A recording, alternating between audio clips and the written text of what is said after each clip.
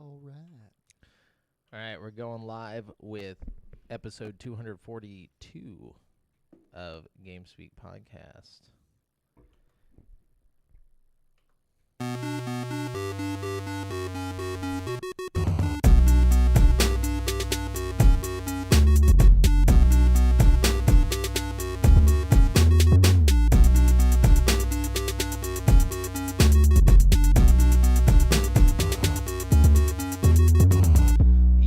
Yo, and hello and welcome to the 242nd episode of GameSpeak Podcast. Sorry, guys. There it is. New episodes go up for free feed subscribers every Wednesday in audio format on Apple Podcasts, Stitcher, Google Play, Spotify, and all of your favorite podcast platforms, as well as in video format on YouTube, so you can see us in stunning HD, where we need you to hit subscribe and click that notification bell. We are now streaming live every Monday at 7:50 p.m. CST on twitch.tv/GameSpeakPodcast, youtube.com/CreateForSanity, and facebook.com/group/GameSpeakPodcast if you want to catch the show as it happens before anyone else. Also, be sure to join the community in the GameSpeak Podcast Discord at dsc.gg/GameSpeakPodcast to hang and talk games with other nerds like us. This show is two childhood BFFs and a brand new BFF bringing you all things video games. You can find us... I'm sorry. I'm one of your hosts, Jamel Jaffa, alongside Brent Baki Bass. Yeah, we also got Devin Diddley McDoohickey McSliggle Slayer over here, Mayor. What's going on, guys? It's going to be one of those episodes. It is. Yeah, McSliggle slaying, dude. McSliggle Slayer. Yeah, dude. What's up, guys? How was y'all's Thanksgiving? Pretty... Thanks-worthy. filling? Yeah, dude. Yeah. Did you get a lot of food? I ate way too much. Yeah. I did eat a lot of food. Like, too much food. Did y'all go comatose? No. Yeah, I I did. Yeah. I straight up fell asleep at the dinner table at fucking my girlfriend's family's Thanksgiving. I ate so much and then just like... Did you really fall asleep at the dinner table? Like, yeah. Did they have to, like, I mean, walk no, you it up?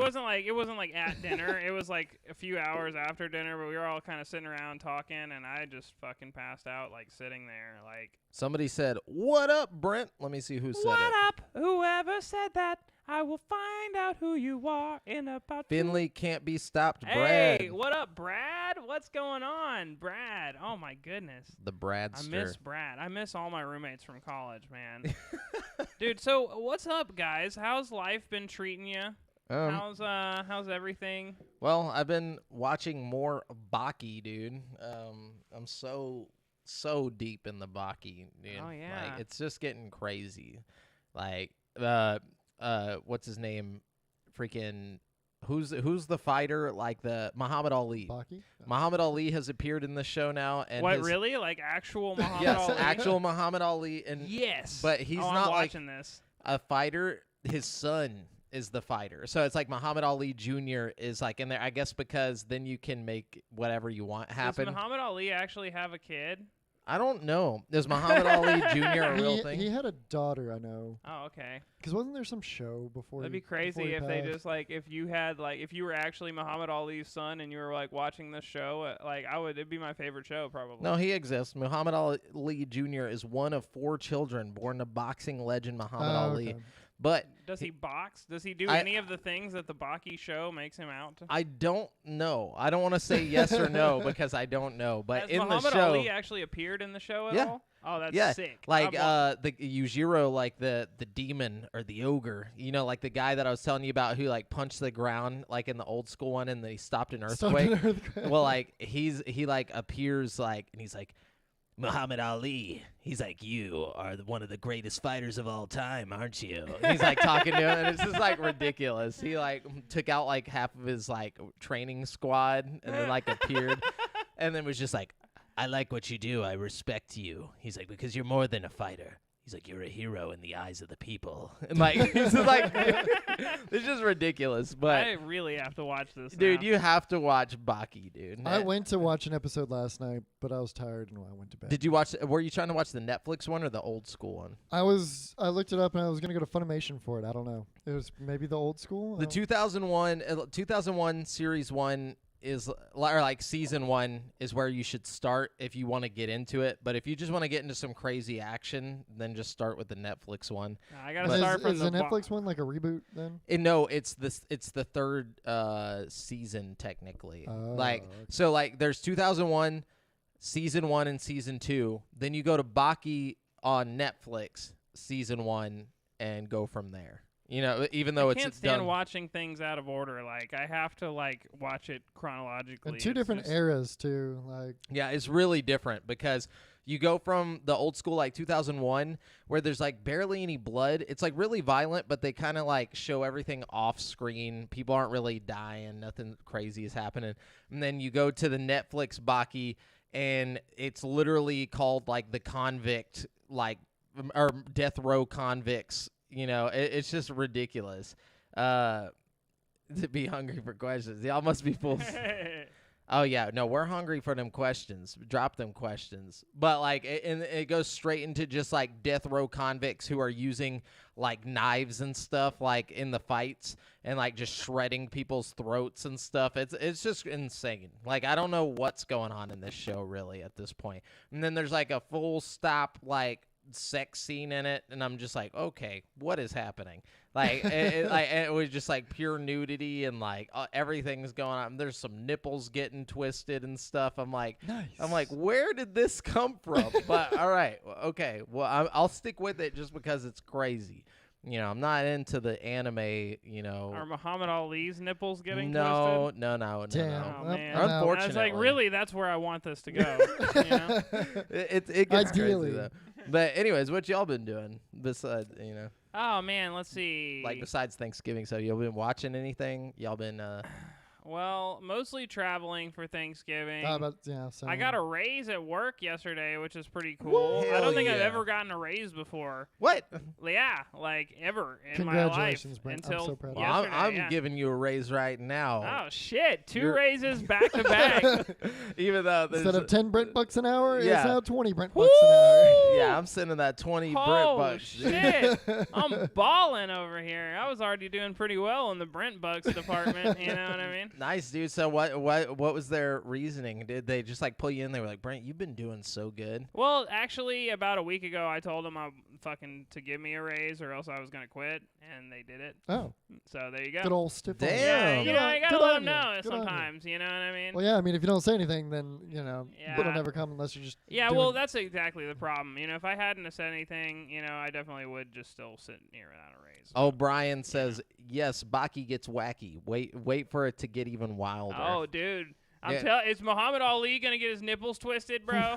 Please. Oh God. That's If Okay. all the Brent Ali cares ain't about getting anymore. twisted, I don't want it. Yeah, no, I'm dude. just, no. Yeah, I'm in the whatever it's called, the Centennial tournament. That's where I'm at now. Where there's like every 100 years they have this crazy Chinese kung fu tournament, and everyone's showing up ready to just throw down, dude. Sounds like Mortal Kombat. You know what I mean? Oh, dude, it's like that. It's like that. Anyways, okay, so did y'all want to get in? Oh wait, Devin, did you? Yeah, I mean, no, I didn't do anything. Okay. No, I did a lot of traveling. I'm still watching Cowboy Bebop, and that's about it. I'm 'cause, sorry. I went fishing. I went fishing at the coast. Didn't catch a damn thing because it was raining Oh and windy God, as I'm fuck. sorry. Yeah. Wow. kind of a bummer. Yeah, I don't is think a I've bummer. ever caught a fish. Like What? What? Never. Ever? Jamel, Never. I'm gonna take you fishing. Yeah, we're gonna and have to You you're see gonna- this cool you're Game gonna- Speak podcast hat and this flannel? It makes you think I've caught a fish. You sure look like you But- know your stuff about fishing, right? Yeah, now, like, for I sure. just look need like to some put- outdoorsman angler over here. Yeah, I like- want to put a little You hook need a, on I was here. gonna say you and need a then, hook like- on there. Oh yeah. wait, no, I need to fold it in like Yeah, this. yeah, Yeah, super crunch Well, you stuff, need super both. You crunch. need the hook and you need to fold it Just in. be like, You need like a fishing hook, like on the brim of your cap, like. Yeah. yeah, that's what I'm Yeah, talking yeah, about. I need that, exactly, Yeah, and then I'd know all about the fishing. yeah, that's really all it takes. you But know? yeah, if y'all want to teach me how to catch fish, I'm open to it. I've always wanted to catch me one. I could have. Really? Have you really never I mean, we caught a can fish, seriously dude? go fishing. Like this Yeah, is I've never caught a fish. Okay. Not once. We can Mm-mm. go do that like tomorrow. Yeah, Dude. Like yeah, good. like Elkins Lake, man. I think it's yeah, a- you'll catch a fish out there for sure. Catch a fish at Elkins. Fucking- They stock the shit out of those Yeah, they do. lakes. I mean, all right. I'm not the telling most you, think legal- I'll catch a It's fish, not the but most I legal won't. thing to go to Elkins. Look, we're just gonna catch a couple fish. We'll throw them right back. I just want Jamel to pull one out of the water and Yeah. see what it's like. Be you know? there for his Be a first man. experience. Yeah. It's gonna be a beautiful moment. Yeah. Anyways, so let's get to the gaming news, guys. Just so you know, we are using articles from gaming news sites from around the web, and we do not claim these articles as our own. We're just bringing them all into one place so we can spit them into your mouths. So not into your mouths, I guess. No, into your mouth. After the nipples are twisted. After the nipple nipples, twist. The Baki nipple twist. Regurgitating into your mouth. Anyway, so who wants to go first? There was some decently interesting news, I guess, this week. Not too much. I guess. Yeah, Devin. Not me, because... I'll go. He's like, I deleted all my news. Okay, actually, I'm gonna start us off. Oh, okay. Because there's a Jamel was right moment. Oh, and, let's and hear it. I gotta hear. You guys Lay gotta it know on what me. it is. Mario movie co-producer Chris Meledandri has suggested that Chris Pratt's performance as the main character of Mario won't be using Mario's usual accent, and that his chosen voice is quote unquote phenomenal. Speaking to 2Fab, Meledandri was asked about the divisive casting choice, replying, quote, "All I can tell you is the voice that he's doing for us in Mario is phenomenal. Yeah, I can't wait for people to hear it." With regard to that performance, he suggested that Mario's normal tones might not be what we should go in expecting.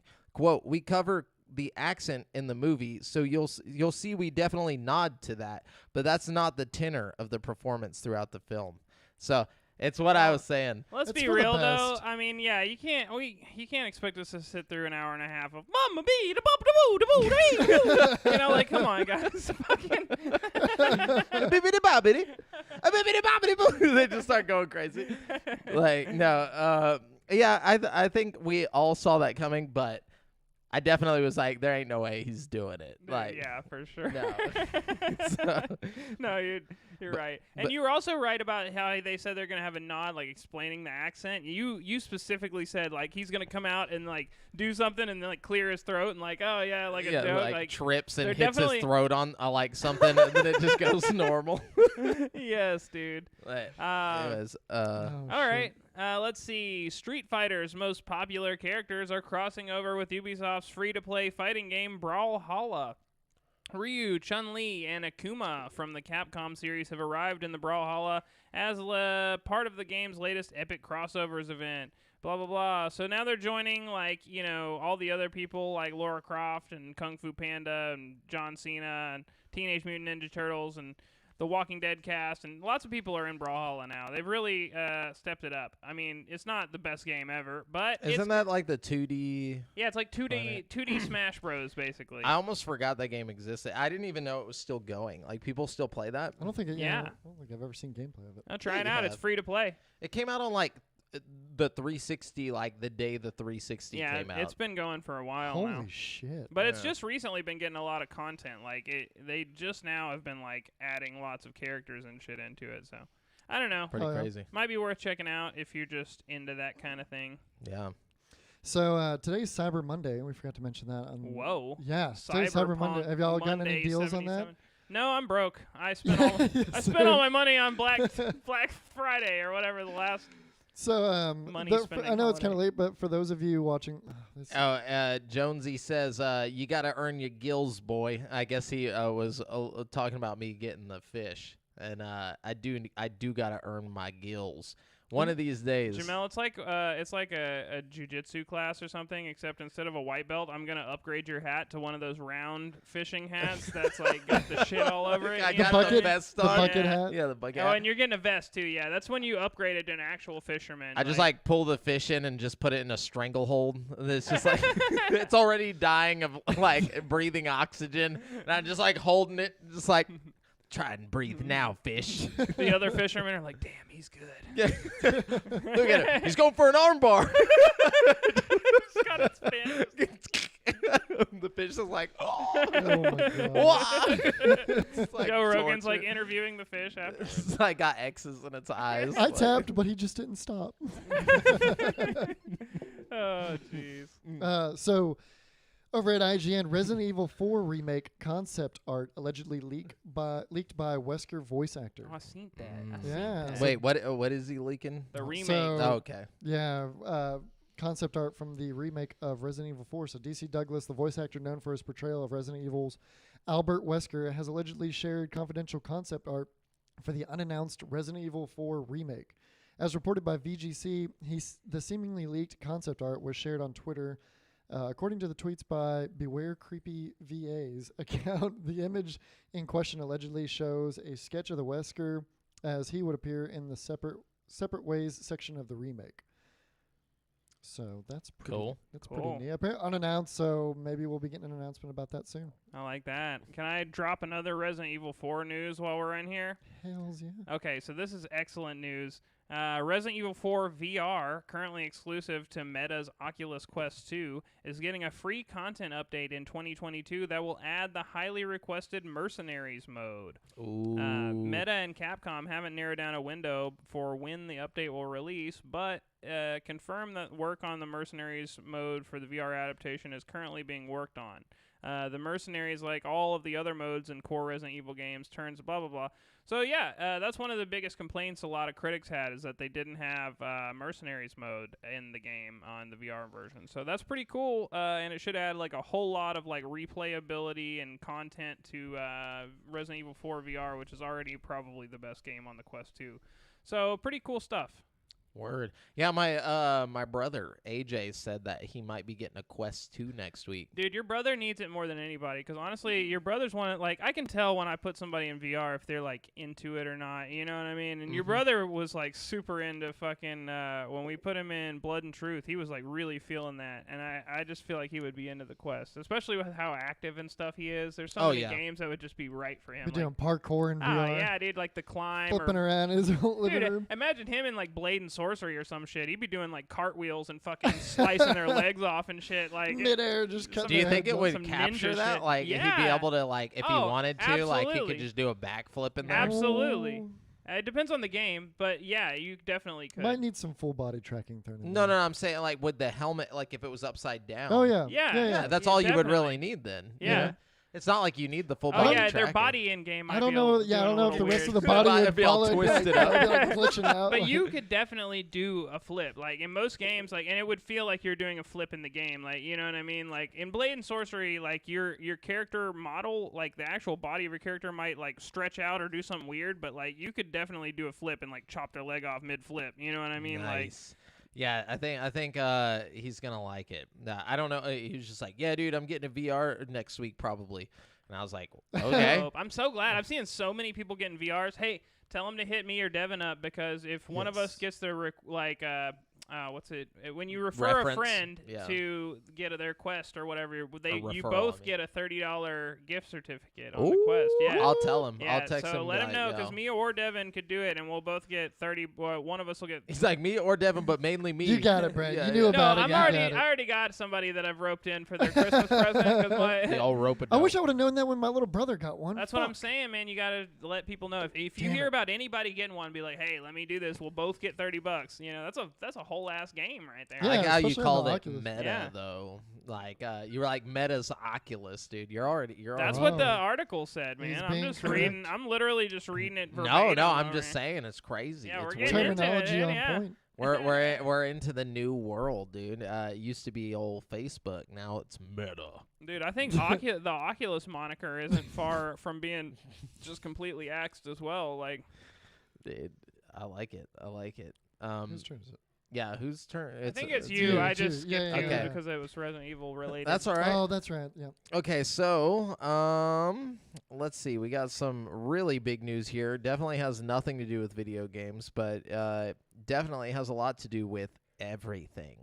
So this is from Adam Bankhurst at IG, and he says the United States Department of Defense has announced the formation of the Airborne Object Identification and Management Synchronization Group, or AOIMSG, which in some ways is the U.S.'s very own UFO task force. cool. So as reported by New York Post, the DoD announced this, for people who aren't aware, the Department of Defense announced this new group earlier this week and confirmed it would be a successor to the U.S. Navy's Unidentified Aerial Phenomena Task Force. Man, that'd be a sweet fucking team job, to be on, dude. like- I'm on the aerial task force, the unidentified phenomenon task force. We You'd gotta either hit- A, be like privy to like some really cool secrets or something, or B, you just sitting there fucking doing nothing. And Yeah, playing on your Switch all day, like. And either one would with be a jet fucking like right sick. there Yeah, at the ready. exactly. Hey boys, we got to hit on a UFO. Send the birds out. You wear like really cool outfits, dude. Yes, It's that like- would be so sick. So- Like, You think this will be a branch of the Space Force? that's what I was thinking. No, Space it's part of the Force, or- Navy. Oh, okay. But it says the Space Force be damned. The AOIMSG will, quote, synchronize efforts across the department and the broader U.S. government to detect, identify, and attribute objects of interest in special use airspace and to assess and mitigate any associated threats to safety of flight and national security. Oh. One of the main goals of the AOIMSG is to address the challenges associated with assessing UAP, which is unidentified aerial phenomena, occurring on or near DoD training ranges and installations highlighted in the D&I preliminary assessment report submitted to Congress in June 2021. So this is very interesting. There must be something that makes them feel compelled to do this. Like, maybe there's some kind of top secret fucking It's shit going on that we don't know Well, about. after the no, Like, it's this. After the Tic Tac video got released or whatever by the government, then a bunch of like senators were like, all right, well, every 6 months you guys have to come out and give us any reports on anything that you're seeing because we didn't know this was going on. And apparently it says the report was long-awaited. This report was the long-awaited one on UAP that detailed the government's official stance on these mysterious flying objects that have been seen over our skies. It analyzed 144 reports of UAPs between 2004 and 2021, but the government determined that any official explanation for what these UAP are is largely inconclusive. can't we just call them fucking UFOs? No. Like, why do we gotta change? We I got mean- rid of the stigma, okay? Because there's a stigma to UFO. You say UAP, you're professional. You say UFO, you're that guy You're a who goes to the conspiracy theorist. conventions. But it says, fucking dumb as hell, man. listen to me. These are the UAPs. No, but it says the report did say there were 18 incidents and 21 reports that were said to have unusual UAP movement patterns or flight characteristics, but there was no determination one way or another as to whether these were alien in origin or from our planet. Though, if you watch these videos, definitely not from our planet unless we got some crazy technology some other country doesn't know, or that Or- we I don't was know. gonna say another- some other yeah. country has some kind of crazy And if that's technology the that case, we we're don't fucked. know about. Because it's using gravity propulsion. Like, this The movement didn't make sense I to mean, physics. let's be real. I'm pretty sure, like that seems like the most realistic thing. Like, if we're gonna just sit here and think about like what is the most probable reason we have weird flying things up in the sky that we can't explain, it's probably some kind of super advanced technology that like one of the big government like doesn't want us agencies- to know about. Well, not even our government, like fucking Russia Russia, or yeah. China or some big government power that has the ability to create technology like that would be way classified and advanced. You know what I mean? Like, and they would be spying on us. It would make sense why they would be above the the DoD facilities or whatever, because they're like trying to get information or shut down radars or something. You know what I mean? Like, I don't know. That just seems like the most likely scenario to me. Is that some kind of crazy Russian like spy? It is the fucking most plane, you know what I likely, mean? but is it though? You know what I'm saying? It's just like, how did we Yes. not figure it out? How did we not figure it out? We're fucking America, bro. As Maybe much we money did. as we put That's into the that thing. shit. Maybe we did figure it out, and it's so secret that we're not like talking about it publicly because Yeah. we don't want, like I think maybe all the government agents. It's like the atom bomb or something. You're not gonna come right out and be like, "Yo, we got this crazy fucking." Yeah, we did. We dropped it straight on Japan. Well, we didn't not- even give Hey, them no guys, guess time. what? We were just like, hey, like fucking. Or what if- Not to say that it was right. I'm just saying, as America, Yeah, we, but I mean, we didn't really hide it for too long. Yeah, but that's because we were in the middle of a war. Like, it's not something we talked about So- until it was yeah. like time to fucking just disintegrate a fucking whole country, pretty much. You know Yeah. what I mean? Oh, hold on. So Hold on. I got a What theory. what I is got- this, Devin? So okay, so we got a bunch of different branches and stuff, different departments in the Okay. government and whatnot. The Navy was the one that captured the TikTok. It was actually like a pilot. and Tic stuff. Tac, not Tic TikTok. Tac. It's just like a video of a guy dancing on the Oh ocean. god, the Tic Tac video Yeah. and whatnot, and kind of like talked about it all over the news and whatnot. Got it, and then it was also declassified. What if this is the government, whatever secret department that was working on this technology? What if them doing all of this is like them backpedaling to make the other countries think that we're not actually working on shit like this? This is like damage control. It gets deeper. No, I don't know. I don't know, man. Maybe. But anyways, I figured that was some interesting news that we now have a task force up to the task of Pretty finding crazy. So some UAPs. other really important worldwide news. Cricket 22 delayed because of sex scandal. Not Like- Cricket 22. Wait, like the video game Cricket? Yeah. Cricket 22 Remember delayed we were because saying of a it was sex coming scandal. out? Wait, so what's Skex scandal? Well, I'm about to if tell you don't know, Cricket's one of the sexiest games. They got that paddle and they just. Yeah. So There's- developer Big Ant has delayed Cricket 22 to swap out one of the game's cover stars following a sex scandal involving the athlete. Oh, no. Okay, so What do you do? Kevin Spacey. It's like right on the cover. as reported by Kotaku, the sports game developer was set to include Australian cricketer. Cricketeer. No, I would don't have know. gone with cricketeer. Honestly, no, it's I just like that, cricketer. yeah. Tim Payne on the cover of this year's cricketing title. Who the fuck is Tim but Payne? has taken Hold on, the I'm gonna look him decision up. to remove his image following the emergence of a sex scandal. After the After star data was miners revealed, found the hot coffee mod and no, I'm just kidding. after the star was revealed to have sent lewd messages and a picture of his genitals to a former female colleague. That Oh, dirty gosh. bastard. So he's wow. an unsolicited dick pic sender. Damn it, dude. In Texas, he'd get in some serious trouble for that. Yeah, Can't just be sending the cock Yeah. to whoever you find. You must have some real confidence to just be sending your dick out. Yeah, Like, yeah, like- that picture ain't never coming back. All right, and everyone's gonna know what your mainly tiny penis looks like. And I'm talking to myself. No, I'm just kidding. I was Don't about to say, ever did do you it. see this guy's No. dick? I was like, No, I was just saying, like, even if you have like a decent sized penis, you're always gonna wonder if it's just in your head. You know, like you're never gonna. I mean, maybe not this guy. He was super confident. I was about to say, this he was guy just seems like, I'm he, just. He knew what he had in. He's know? like, she definitely wanted to see this. Like, woke up that morning. It's like, what? Oh, look- Yeah, he looks like a. Oh, I thought you were about to show us his unsolicited dick. pic sender. I was like bracing myself for the fucking cock. It's just a shrimp, like Can you find the dick on the pic? Bobby. Is it on a there? shrimp on the bobby. No, it's a cricket, actually. I'm not look. No, I'm not. Yeah, I'm dude, not look up searching- his dick, Look up bro. the dick. What do we pay you for? No, I'm just We're kidding. soliciting. Wait, you guys are getting paid? We're soliciting this dick pic. All right. No, but anyways, Revenge porn. Jamie, bring up that dick. yeah. I'm just kidding. All right, Brent, what you got? All right, let's see. There might be something new coming to Returnal in the near future. Housemark teased an image of some sort of rock creature saying Atropos, which is the name of the planet that Returnal takes place on. Housemark senior narrative designer Evie Korhonen retweeted the studio's teaser and said, "We filmed something really amazing today. Hope we get to share more soon." So yeah, probably some DLC in the works for Returnal, which is exciting because I know a lot of people were crying that that game should have even been in the running for Game of the Year. Like it was apparently a really good game, and I know a lot of people are going to be psyched about that. So. I predicted it would be in the game of the year, and I didn't even play it. Yeah, me That's either. that's how much hype was around. It that really game. had a lot of good Shit was publicity. hard, Yeah. man. I played it a couple times. That's probably what kept it from achieving that status, like that barrier of Dark Souls type kind of. just too It hard. was Yeah. ridiculous, man. Like I made it to the first boss fight, and there's AOE text going everywhere that you have to weave through Yeah. all these Was it any good?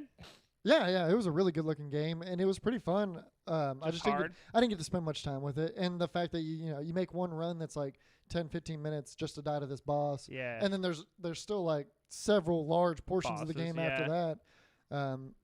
It was what I played was really good. Nice. Cool. So, according to a recent investor presentation, DC Universe Online developer Dimensional Ink Studios is working on a quote Marvel IP based massively multiplayer online game end quote. So they're going from DC Universe and they're about to try and make a Marvel MMO. So I as hope. what- no, did y'all so- play DC Universe? Yeah, those are- I wasn't a big fan. I wasn't a big fan. but it's an either. old game. It's old as yeah, fuck. I hope they differentiate. I'm sure they will, but all MMOs suck in my opinion. So Yeah, I'm not a big MMO guy, honestly. Like it's just the gameplay. It's so grindy and boring. That's MMO. Yeah. Like literally, that's an MMO. But as reported by Eurogamer and spotted by Miller on Twitter, this new MMO from Daybreak Games Austin-based Dimensional Ink Studio was revealed in parent company Inad Global 7's Q3 2021 financials and is one of the one of its quote longer term end quote projects. This means we most likely wouldn't see this until 2023 at the very earliest. So, yeah, that's the thing that might be happening. Cool. I'm not too excited about it. It's not really my thing, but I'm curious to see. it's big news. If it's good, I'll definitely fuck with that. Yeah, for sure. And I hope I hope they put a lot of customization into it, like different powers and like how your costume looks and stuff. They could do a lot with that. Grace They Murakami could do a lot better than they do with hybrid. DC Universe. What's up, Grace? Okay. So- Sorry. me. No, You're good. my bad. So Battlefield 2042 Portal mode has already been used to make a battle royale.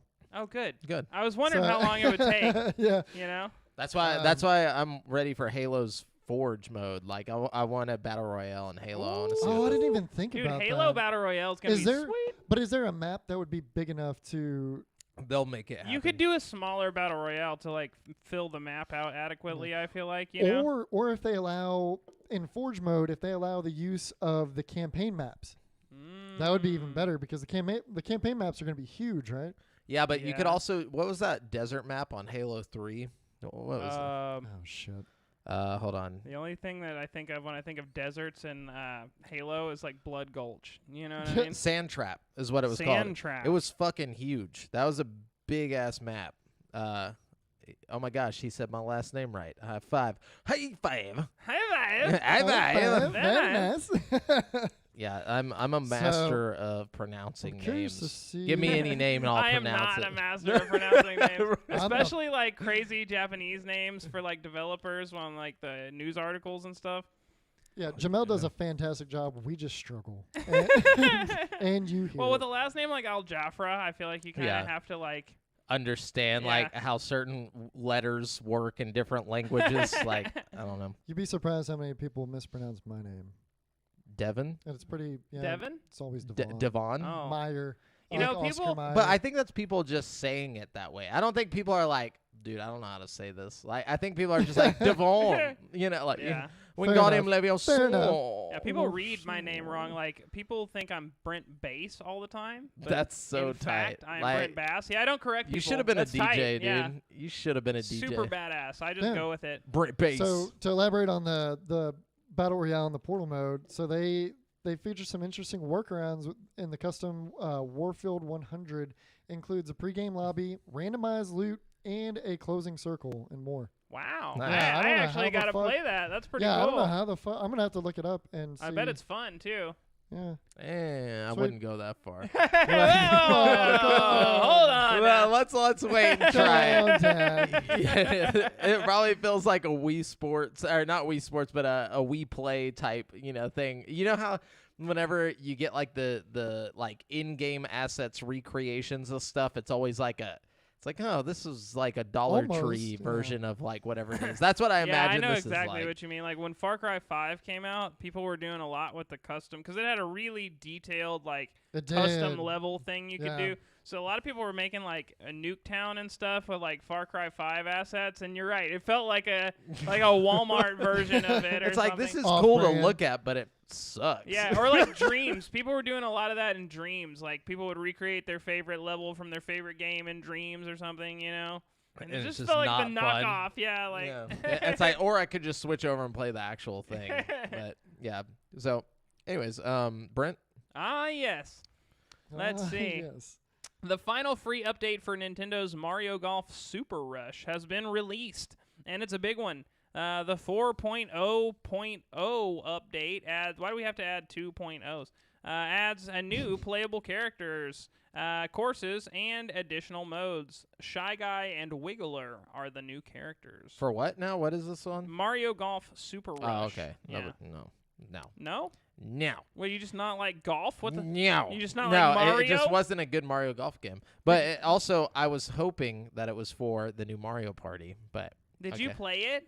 We cannot talk about these. Did you play Mario Golf Super Rush? I played a demo, yeah. And Where did you get a demo? They have a demo? At Target. I Oh. played it at Target. No, it's kind of whack. Well, I'm sorry. But anyways, I was like gonna buy it, and it was $60, and I played the demo, and I was like, no. Man, that's what keeps me from buying all these Mario sports games. Because honestly, I really wanted that, and I really wanted Mario Tennis. But it's like I can't bring myself to drop the full 60 on it. Also, just look at the reviews. Like the reviews Dude, for Mario Golf were pretty bad. Reviews be damned. I know I would have fun with it. Like I know I would at least get enough enjoyment out of it to justify like a $30 purchase. Yeah, but not 60. But not 60. Yeah, same with Mario Tennis. Like even if it was just me playing the CPUs, like in like just like versus mode, like I would have fun with that. You know what I mean? But I thought people were pretty crazy about the Mario Golf. Before it came out, they were, and then it dropped, and everybody was like, "Oh, actually, this is kind of shit. This is not that good." But okay, another non-gaming related, but it is. I don't know. It's nerd I'm sorry. related. Is this GameSpeak? No, I'm sorry, but there's a lot of stuff this week that's important. So this is celebrated filmmaker and studio Ghibli legend Hayao Miyazaki is coming out of retirement to make one last movie again.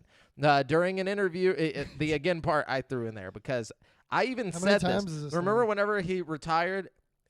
I said this on the show a long time ago. I was like, he's not retired. He will come back. He always comes back. He always retires, and then he's like, well, okay, one more. And it's like when Jay-Z made the Black Album, and the whole album was about how this was going to be his last album, and then he was bowing out of the game, and then he made like 5 more albums after that. Yes, I said we on to the next one. No, but anyway, so during an interview with the New York Times, the 80-year-old Japanese filmmaker again confirmed that he will be making one more film, a feature-length project called How Do You Live? When asked why he was making another movie, Miyazaki replied, because I wanted to. Anyway, so get hyped, all right? Okay. Get hyped. Cool. So for all you little kiddos out there not listening, but Fortnite Chapter 2 is coming to an end in December. No. Wow, only Chapter 2? I felt like we would be like in Chapter 7 or some shit at this point. They've had seasons the whole time, but like Chapter 1 to 2 was like a big graphics overhaul. Right. Yeah. I remember. I just thought they added ray tracing and shit. I still thought we would be further down the pipe than that. You know what I mean? Like, what's Chapter 3 gonna bring? Well, maybe we'll find out. So Fortnite Chapter 2 is coming to an end as players prepare for one final face-off against the Cube Queen. Dude. Once again, Fortnite is prepping. Are you gonna say VR? No. I was like, this is not happening. Not at all. But what they have confirmed already that they're going to like completely redo Fortnite in Unreal 5 engine. Like they've said that. Oh god. This could be that. Maybe they're about to just completely fucking drop like Unreal 5 Fortnite, and it's just gonna be like crazy looking, or just maybe it'll look exactly the same. But like I bet I was about to say I can't wait to see cartoon it's already and pretty Unreal. Polished. Oh yeah, it looks great and all, but I mean like So they're prepping Unreal's a pretty one-time impressive. only game event called The End, which will bring the current chapter to a close. Epic Games has announced The End, a finale event for Fortnite Chapter 2, set to begin on December 4th at 1 p.m. Players will ready up together to fight the Cube Queen in the last stand. Oh, cool. The End will support up to 16-player parties, so you can squad up with even more friends. The End playlist will be available, just like the final finale for Fortnite Chapter 1. The End is a one-time only event. Epic recommends players. Players queue up. Fortnite doesn't say. They make it where you all just get to kill Travis Scott. It doesn't give at any his details concert. about Chapter 2. You gotta He's the final boss. The Cube you gotta Queen try just not to get takes off a squashed mask by and him. it's fucking Travis Scott. Try not to get trampled by Don't Travis. suffocate in the crowd. Oh, jeez. Yeah, but yeah, I wonder if they regret that. Anyways, Brent, what you got? Oh, let's see. Dragon Age senior creative director Matt Goldman has left BioWare. Dude, what is up with BioWare? I don't know, man. GM Gary McKay informed staff of Goldman's departure in an email obtained by Kotaku. In the message, McKay said, "We have mutually agreed to part ways, and his last day is today." McKay added that BioWare remains committed to making the new Dragon Age game the best it can be, even with Goldman leaving the team. Quote, rest assured, our commitment to a high-quality Dragon Age game has not wavered. We will not ship a game that is not up to BioWare's standards. Which standards? Like the Anthem standards, or like we talking about like which standards we chilling with? Definitely. Yeah, and like him leaving is not a good sign. Like if your creative director is leaving right before you put out a Dragon Age, like something's up. That's just weird. Like, well, hopefully it's because he was trying to drag it in the Anthem direction and somebody put their foot down or something. You know what I mean? You would hope that's the case. But I think it might be the opposite. I think he might be like, no, but especially whenever they're like, it was a mutual thing. Like, no, it wasn't. Like, you sent out an email to everybody. He didn't even come in and give a reason why he's leaving. There's something. Definitely not mutual. I mean, it wouldn't just be like his last day is today, bitch. You know what I'm saying? Yeah. Like, mutually. Mutually, though. Mutually today you're leaving and you're not coming back. No bonuses, no severance. No, yeah. But mutual, though. But like, I don't know, man. Like, it could be a bad thing, but it could also be a good thing. I feel like BioWare has definitely learned their lesson about, like, you know, live service games and multiplayer, and like, I think they realize that people just want a dope story from BioWare. You know what I mean? Yes. And like, the next Dragon Age has to be that. Same with the next Mass Effect. The problem is the BioWare that made those awesome games doesn't exist anymore. Yeah, these are all new people. different. Yeah, but that doesn't matter. Like, It does though. No, it really doesn't. Just because you have the IP doesn't mean you have the creative skill to make the games of the people that were there at one point. Dude, all of those people have the creative skill to make a good game. Like, it's just a No, matter of I'm not saying a good game. I'm talking about a good story. Like, all you need is one writer to write a dope story. Like, you can build a game around that. You know what I'm saying? Like, if you get Drew fucking Carpenter to come that'd in, be tight. you could do it. You know, it wouldn't be a big deal. Like, I'm just saying, like, it's a matter of like having the right vision and like executing it the right way. I feel like they know what needs to be done. All you have to do is look back at the games that did well. You know what I mean? Like, I don't know. It'll be interesting to see what they do, but I have a feeling that we're going to get more of like an Inquisition type Dragon Age and less of like an Anthem type thing. You know what I mean? Like, I don't know. We'll see. No, I think we will too, but I just don't think that they're going to hit it out of the park. You know what I'm saying? Well, like, Inquisition didn't technically hit it out of the park. You know, I think Inquisition is one of the best games of all time. But a lot of people really didn't like it. Really? Yeah, I mean, like, when it came out, it was really, like, mixed how it was received. Like, some people were like, oh, this game is awesome, and some people were like, oh, Dragon Age Origins is way better, and blah, blah, blah. And it's like, I don't know. I fell somewhere in the middle. Like, I really enjoyed it a lot, and, like, I definitely wouldn't say it's the best BioWare game ever, but, like, no. You know, it's just a really divisive thing, you know what I mean? A lot of people are really touchy about Dragon Age. I also find Dragon Age really weird to play with a controller. Really? Just like, I'm the opposite because like I tried to play Dragon Age Origins on my PC like a month or two ago, and it was so weird. It's like, super complicated. Like all the controls, like for I got reason. used to it. You know, I got to the point where it was just kind of like a reflex. I'm just doing everything like like without thinking about it. You know, and then I go to like the PC and I'm like, oh god, how do I do everything? So the Roblox Corporation has filed a lawsuit against Roblox content creator Benjamin Robert Simon, a.k.a. Ruben Sim, for leading a, quote, cyber mob that, among other things, posts false and misleading terrorist threats. What the fuck is happening in Roblox? I don't know. Yeah, dude, the revolution is happening Holy in Roblox. Shit. So, as reported by Polygon, this lawsuit was filed on Tuesday, November 23rd, and alleges that Simon commits and encourages unlawful acts designed to injure Roblox and its users. The Roblox company is looking to collect $1.6 million in damages and is suing Simon for fraud, breach of contract, and 4 other counts. Despite Simon being banned for years from Roblox, he has found a way in by hacking and using accounts created by other users. He was originally banned for, quote, harassing users and using racist and homophobic slurs, as well as for sexual harassment and uploading photos of Adolf Hitler, Roblox's lawyers said. Recently, Simone posted, quote, terrorist threats that temporarily shut down the Roblox Developers Conference in San Francisco in October. What is this guy's vendetta against Roblox? I have no idea. It sounds like he's gonna end up killing somebody. The lawsuit alleges that Simon and his quote unquote cyber mob discussed the YouTube headquarters shooting from April 2018 and reportedly said, "Wait until someone does it to Roblox." Jeez. Hold on 1 second. We got to stop the game speak, Doug. Anonymous is serious these days, man. Fucking A. He said he continued to reportedly post messages suggesting that San Francisco police were, quote, searching for notorious Islamic extremists at RDC 2021 and wrote messages like, "Don't come to RDC tomorrow." As a result of these threats, RDC was forced into a temporary lockdown while local police and private security conducted a search to secure the facility. Roblox said it cost them $50,000 to investigate and secure RDC after the incident. So who would have thought Roblox would be such a lawless land? Dude, yeah, dang. How did they find the one psychopath who's just like enjoying Roblox and then yeah, like he's like, "I'm gonna take it down from the bottom." It's like, oh, jeez, what a maniac, dude. yeah, So I got like a little bit of a twofer because one of them doesn't really need explaining. But twofer. Halo Infinite multiplayer will add more weapons over time. Cool. So that's dope. And then on the PC side, Halo Infinite modders are already unlocking and creating new vehicles in the game. Wow, creating we need new more vehicles? Yeah. That's cool. I mean, there's already new vehicles out, and I think some of them were taken from source code too.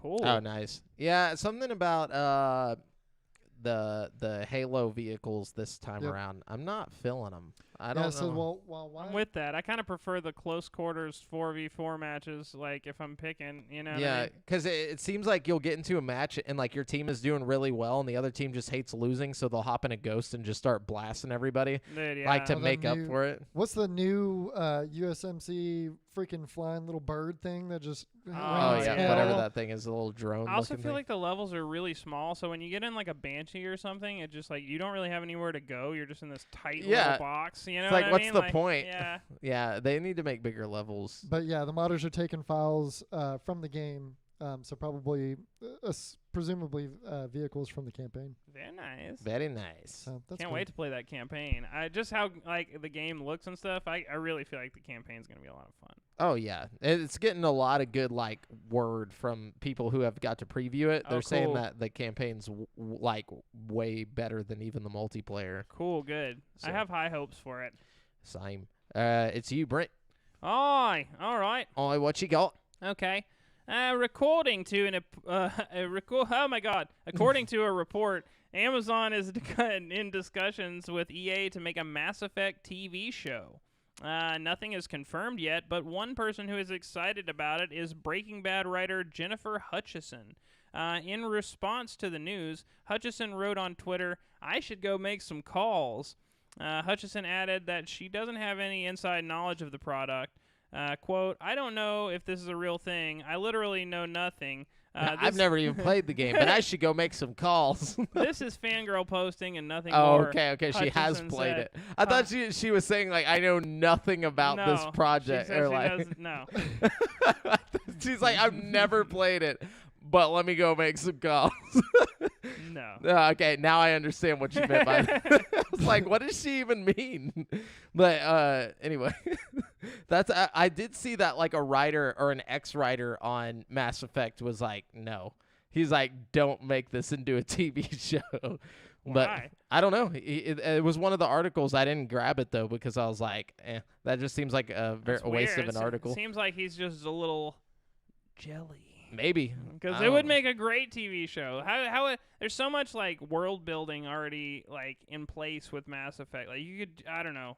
That's the only medium it would make sense because if you try to do a movie, it would just be too deep. Like you couldn't explain everything about the Mass Effect world in a movie like adequately. I don't know.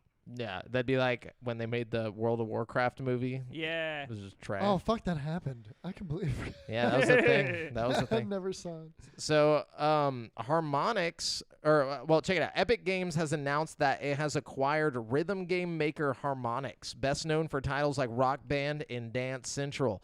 In a press release, Epic announced that as it continues work on building the metaverse, it has enlisted Harmonix to, quote, reimagine how music is experienced, created, and distributed. Interesting that they mentioned the metaverse. Distributed. I'm going to say it like that for now. Extra pronunciation. Harmonix will help develop musical journeys and gameplay for Fortnite while still working on Rock Band 4. Wait. They're working on Is Rock Band 4 out? Is that a thing? No, or is that I had no idea about Rock Band 4. I know Harmonix's last game was a VR game called Unplugged for the Oculus Quest 2, where you use hand tracking to like play guitar. I remember that. Yeah, we talked about it. Yeah. So it's like it's interesting to me that they mentioned the metaverse, and Harmonix has a personal relationship with VR. I don't know. Maybe Epic's gearing up for some kind of like VR band thing, you know? Like, what if we got like a VR rock band? Ooh. That'd be dope. What if Epic put out their own headset and like mitigated all their content through the Epic store online or something, like fucking like a partnership with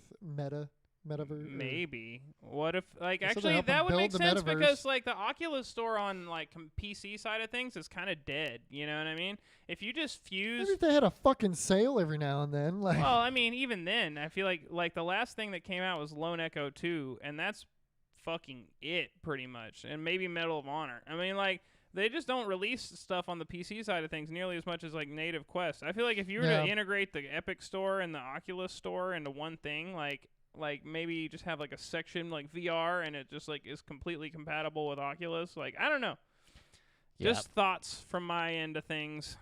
I'm kind of worried about how every company is just mentioning the metaverse like it's already a thing. Like I'm kind of, it weirds me out. Like we're a little further along than we thought. Yeah, like why are they all like literally it's almost every article since Facebook mentioned that the metaverse was a thing. Now everything's like we're going to be making stuff for the metaverse. Like is Facebook talking to all these companies and being like, hey, you're going to have a part in the metaverse? Like, what's going on? I mean, I think that's the thing about the metaverse is it's going to be a free market. So, like, anybody can be a part of it. You know what I mean? Like, it's like these companies see opportunity to, like, just set up a digital storefront within the metaverse probably. I don't know. It makes sense to me. It does, but when it's one of the most weird. powerful companies makes a big move like that to create essentially a second internet, like everybody's going to get in on that What's shit. really interesting is to make that work, you need all these other companies to cooperate. Yeah, and all the servers I think that's and what really is everything. interesting Third-party is support. that everybody's so willing to like jump in on this. You know what I mean? I think that's probably why Jamel is like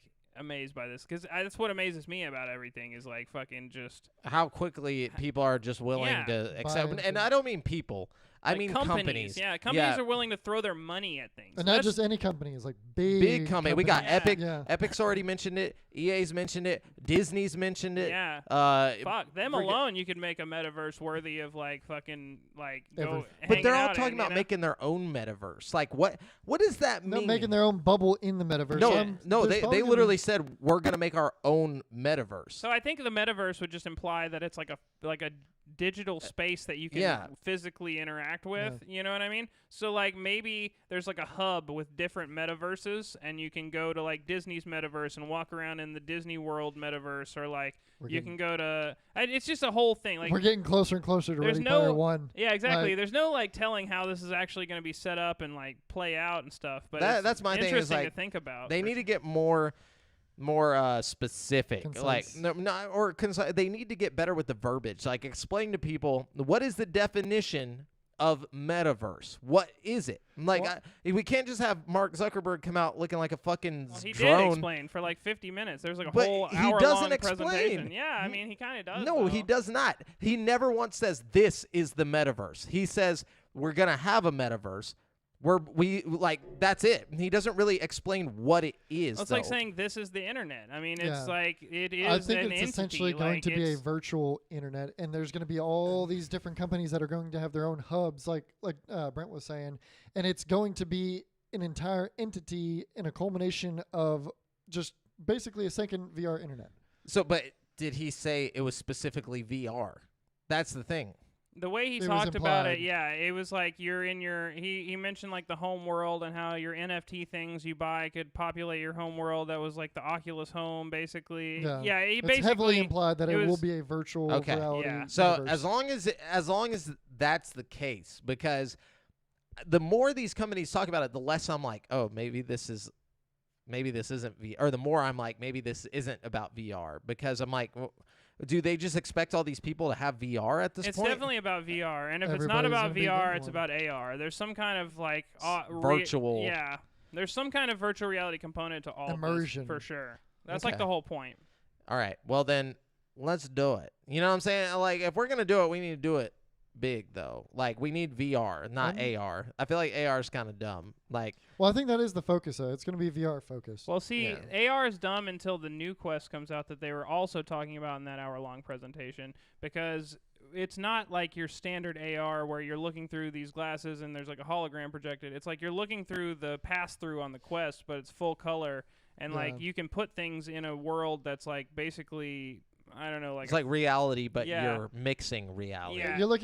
You're basically looking at a camera, and then it's going to have virtual overlays. yeah, Yeah. exactly. Like So a it'll HUD, be a more real-life heads-up display. Well, no, but also it's going to like make somebody a form like right here Yeah. in your living room. and you can like walk around them like real people You in can have real. like a legit conversation. It's pretty yeah. crazy, dude. Like, I don't know. I think in the next 5 or 6 years, shit's gonna get real weird. We're gonna have a lot of people. It's gonna, and I feel like there's gonna be a decent division too of people like, you know, oh, Who are fuck the for it, metaverse, Yeah, yeah. and I'm gonna be outside, and then there's gonna be people like us who are like, Definitely early never adopters. leaving my house again. Well, it's like that with any new technology. Yeah, I feel of like, course. You know? Oh yeah. There was the people that were like, I'll never get a smartphone. Yeah. And now, like, you have to. So some Yeah, there's news no that nobody choice. asked for a game that nobody plays anymore. CD Projekt Red is scaling back Cyberpunk 2077 support to work on expansion. Wait, what? Yeah, exactly. Hold on, So re-say that? CD Projekt Red is scaling back support for Cyberpunk 2077 to work on an expansion for 2077. Wait, I'm so confused. So they're going to stop working on, like, updates for the current game and work yeah. on an expansion, like a DLC. weren't they already gonna do that? Like, Oh, it's a new. Hold on. Well, let me read the article. So CD Projekt Red has been gradually shifting to new projects while continuing to support 2077. The studio is also allocating more resources to work on the game's expansion. Okay, yeah. So they're cutting back support on the actual function of the game Yeah, and they're working on the expansion of the game. oh, that must mean that they feel like they're getting close to having it the way they want, like as far as just playability. I personally haven't heard any updates. I on, am like, okay with that because stability honestly, and I don't everything. give a shit about like the game crashing every now and then. I want more content. You know, I'm a little mad that the first fucking DLC update was just like a jacket you can wear. Like, I don't care if my fucking if my fucking like gun clips through the wall every now and then, or fucking Jackie is sitting in the wrong chair or something. Like, fucking give me more content, dude. Like, I Yeah. want story content, like fucking The Witcher, like Hearts of Stone or something. Like, give me a real fucking like meaty DLC. I'm okay with this 150%. Like, so yeah, that in- makes sense. In CD Projekt Red's Q3 earnings report, it shows that the majority of the company was still supporting Cyberpunk 2077 up until the end of September this year. Now CD Projekt Red is focused on Cyberpunk's impending expansion along with Gwent-related projects and projects involving Spocko? Spocko? Sparko. S-P-O-K-K-O? What is it? Spocko? Spocko? Another studio under the CD Projekt Red umbrella. Okay. So additionally, the PlayStation 5 and Series X versions of Cyberpunk and Witcher 3 are still on track for their respective Q1 and Q2 2022 releases. You know, it'd be nice is if they could drop the, you know, a next-gen update for consoles and the fucking DLC patch, like, at the same time, you know? I think that would be really enticing for new players. Like, if you, like, on the Series X and PS5, like, yeah, we got an update for the graphics, but also 20 hours of new content, so check it out, you know what I mean? I Is feel it like playable on console now? yeah, but I've heard that if you're like on PS4, it's like basically like there's like 1 or 2 NPCs walking around. It's like a ghost town because they can't render the handle it. NPCs It properly. looks like or an something. N64 game. Like, Basically, it's not very like great if you're playing on like an Old last school. gen console. Yeah, though, like, they should already have the next gen updates out. that What should have been fuck? one of their first priorities for sure. Like, what the fuck? Like, They should have just waited to release the game. Like, I know that everybody Even said that longer. over and over again, but like they should have just waited to release the game on the Oh, next yeah. gen consoles. You know what I mean? imagine if they would have waited till now and then put the game out and it was just perfect. It would be dope, dude. Like, man, shit. Anyways, Brent, what you got? All right, let's see what we got here. Last month, VGC reported on claims that PlayStation was going to announce a remake of a big game around Christmas time. These claims were made by folk singer Ava, who told the Irish radio station FLR-FM that she had recorded an Irish language theme for the game. Now, Xbox-era co-founder Nick Baker claims that the remake is actually Chrono Cross remastered. The title of Chrono Cross was present on the NVIDIA leak back in September. On his podcast, Baker says, what else I was told, because everyone's working under the assumption that it's a PlayStation exclusive, I've been told that it's not. The only word that was used was multi-plat. So, yeah, looks like maybe around the Game Awards or something, we're going to get a Chrono Cross remake announced that will be multi-platform. So, pretty exciting stuff right there. Nice. Yeah, it's weird it's Chrono Cross and not Chrono Trigger. Like, yeah. I feel like Chrono Cross was kind of like the game that everybody was like, yeah, we didn't really like that much. Well, but even if you like Chrono Cross, I mean, wouldn't it make more sense to do Chrono Trigger just because of like fucking, it's know, the first one. Yeah, the first Redemption one, the arc. chronology of it, yeah. And it's awesome. Yeah, it's a great game. But anyways, Rockstar's recent release of Grand Theft Auto: The Trilogy appears to contain an unfinished VR mode for the game. Whoa. As spotted by Eurogamer, Rockstar Intel reporter Ben Turpin recently tweeted a video showing what seems to be a semi-working first-person mode in GTA San Andreas. Kind of makes you think yeah. they just took it out and they're like, hey, let's just save it and make it its own game and make some money. Yep. You know Well, what I mean? I called it that we were probably going to be seeing the VR San Andreas very soon after the definitive edition Yeah. came out. But I'm sure with the horrendous launch of the definitive They're edition, probably they're tweaking it rolling a shit little, back. make Yeah. the rain not suck. They're like, oh, fuck, guys. It says the first-person mode in GTA San Andreas is marked as a VR option in the back-end menus. Quote, Whoa. yeah, there is a debug Unreal command for GTA VR, but it looks a little bit unfinished, says Walker in the tweet. Maybe it would be cool if they implemented this as a first-person option. Can we get some modders out here to just go ahead and finish that up real quick so Oh, I'm I can sure they fucking play will. that before? It says it plays pretty well. Gunfights and punching will need tweaking. Would be super cool for screenshots. Footage of the VR mode appears to display in a similar way to the first-person perspective granted in GTA 5 as part of a thread on the mode. Walker notes that the mode plays well despite elements such as player collisions needing work. As the mode is currently hidden inside the game's code, accessing it is a little trickier than pressing a button or enabling an option in the game's menus. For starters, as noted by Walker in a tweet, you'll need access to additional in-game mods and a debug menu. But I mean, yeah, you're digging into source code to Yeah. access a secret fucking mode. Man. it's cool though. But that makes me think that the Oculus one is definitely the remaster. Yeah, I called that shit. Yeah. Okay, and- so that makes me think a few things. It makes me think that this was something that should have launched with the PC, but they saw the success of the Quest 2, and they're like, we can have a standalone. We can sell this Yeah. standalone and make our money. In you the know what I meta. mean? So In the it meta. definitely seems like they're being like, opportunists with like, the money making, and probably they feel like, okay, we can also Facebook. we could probably polish the VR version a lot more if we just wait to put it out and make it its own thing. You know what I mean? I don't know. I Yeah. see the logic there. They better get on it quick before the modders make it just like That's open what I'm source. saying. I'm really hoping that this also means that it's Rockstar would further sue. along than like, we would think. You know what I mean? I know Mark Zuckerberg said they've been working on it for years. You know what I mean? Well, I'd be willing to bet that because of how bad the definitive edition launched and all the issues that they've been having with it, we would have already gotten it by now if it would have had a smoother launch. You What's think? up, That Super would be cool. Beaner? I really hope so. I just honestly want that game so bad. Well, hello. Anyways, moving on. Is it my turn? Yep. Okay. Yep. Oh, it. No, No, It- it's Devin. no, it's Ah, mine. okay. So there's a pretty good following behind Sea of Thieves. I thought this was interesting, but Sea of Thieves will now let you bury your booty. Hey. So now you can, Ooh. but you can, I wonder if you can like find other people's buried treasure though. Yeah. Their booty. Yeah, find that. Get The buried in booty. that booty. Yeah. Oh, Hey-o. No, just kidding. But anyways, yeah, Sea of Thieves, fun game, I guess. I played a little bit of it, and then I was like, I'm good. It's You gotta good.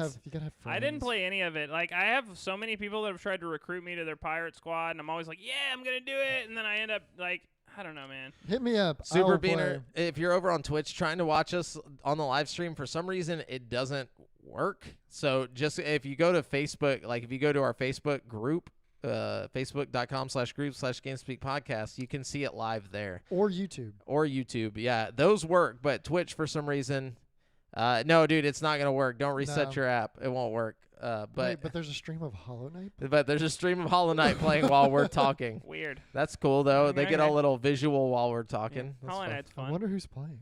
fun. I don't know. Anyways, Interesting. all right. Let's see. Yep. The Mass Effect Legendary Edition might be heading to Xbox Game Pass as early as this week. Damn! Look at all y'all wasting your money. Stupid. Stupid. According to an apparently accidental listing on the Xbox Store. Accidental. According to Polish website XGP and reported by VGC, the remastered collection of the original Mass Effect trilogy was briefly listed with the Game Pass logo on its box art. This has been an indicator in the past that an announcement was imminent, but also, in some cases, just an error. So, yeah, fingers crossed, you might be getting that Legendary Edition It's action. not a fingers crossed. Every big game that comes to Game Pass gets leaked. I feel Well, like they do it on purpose. Like And it would make sense considering Game Pass and EA's relationship with each other, you know what I mean? Like, it's just a hype machine. They do this all the time. They're like, oh, it might be coming to Game Pass. And then it's like, yeah, it is. still very cool. Very That's a lot of content, a lot of really good game for your Game Pass buck, you know what I mean? Mhm. For sure, especially with the live action TV series coming out. You know what I'm saying? You got to get in the game. EA Sports. No, It's in the game. Sorry. Yeah, no, you're right. I had It to is. finish. It truly is. Yeah.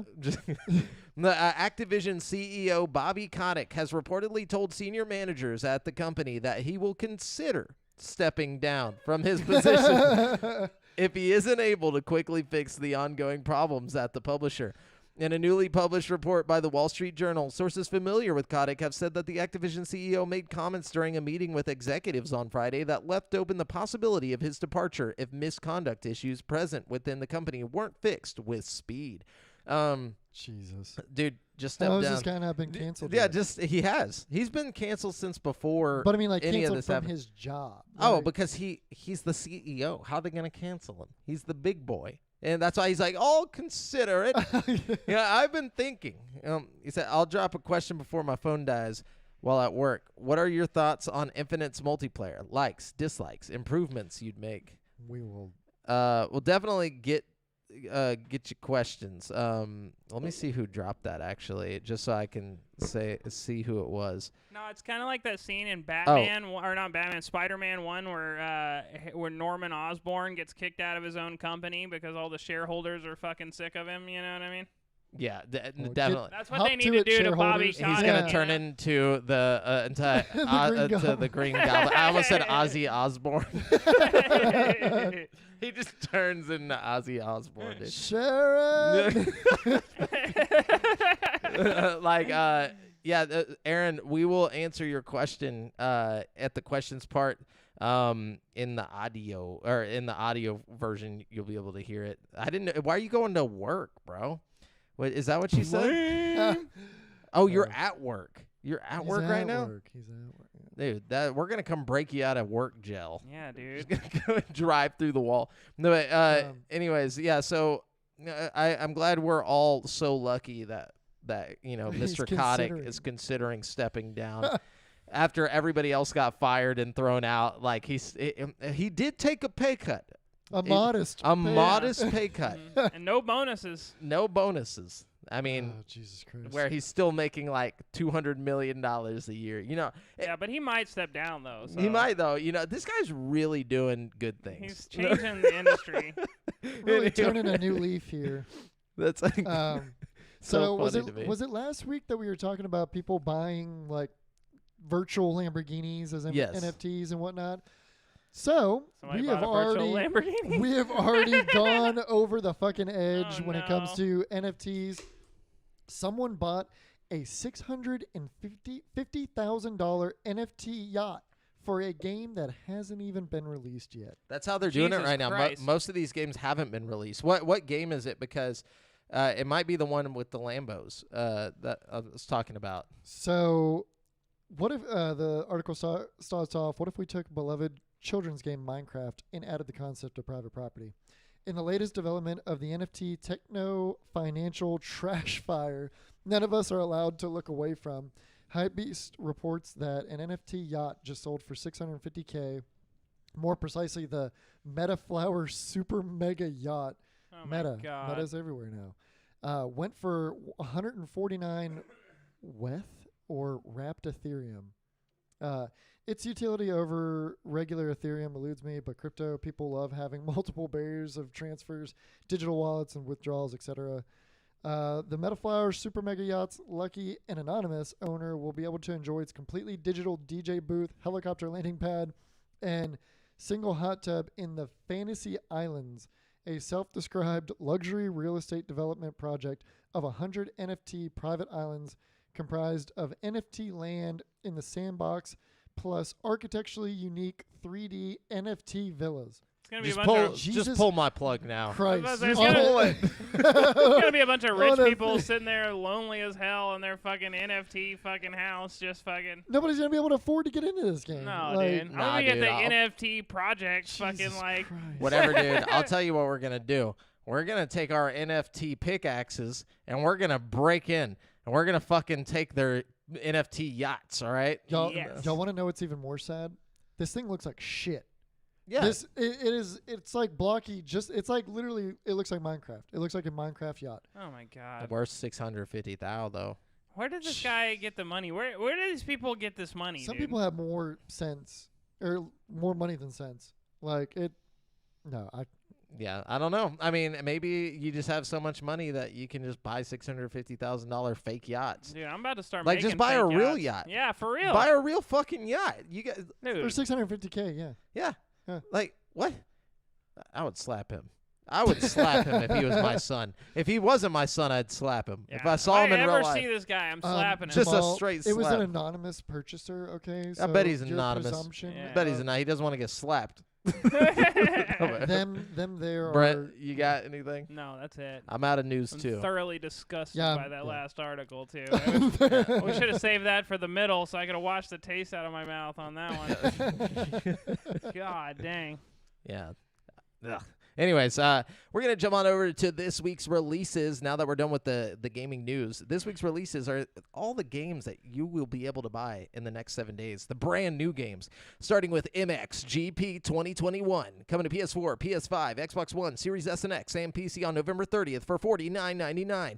Write your name in motocross history. MXGP 2021 features all the all the emotions of the 2021 official championship. A brand new career mode, even more realistic and exciting with a renovated path to the glory, and additional activities, the return of the track editor, and much more.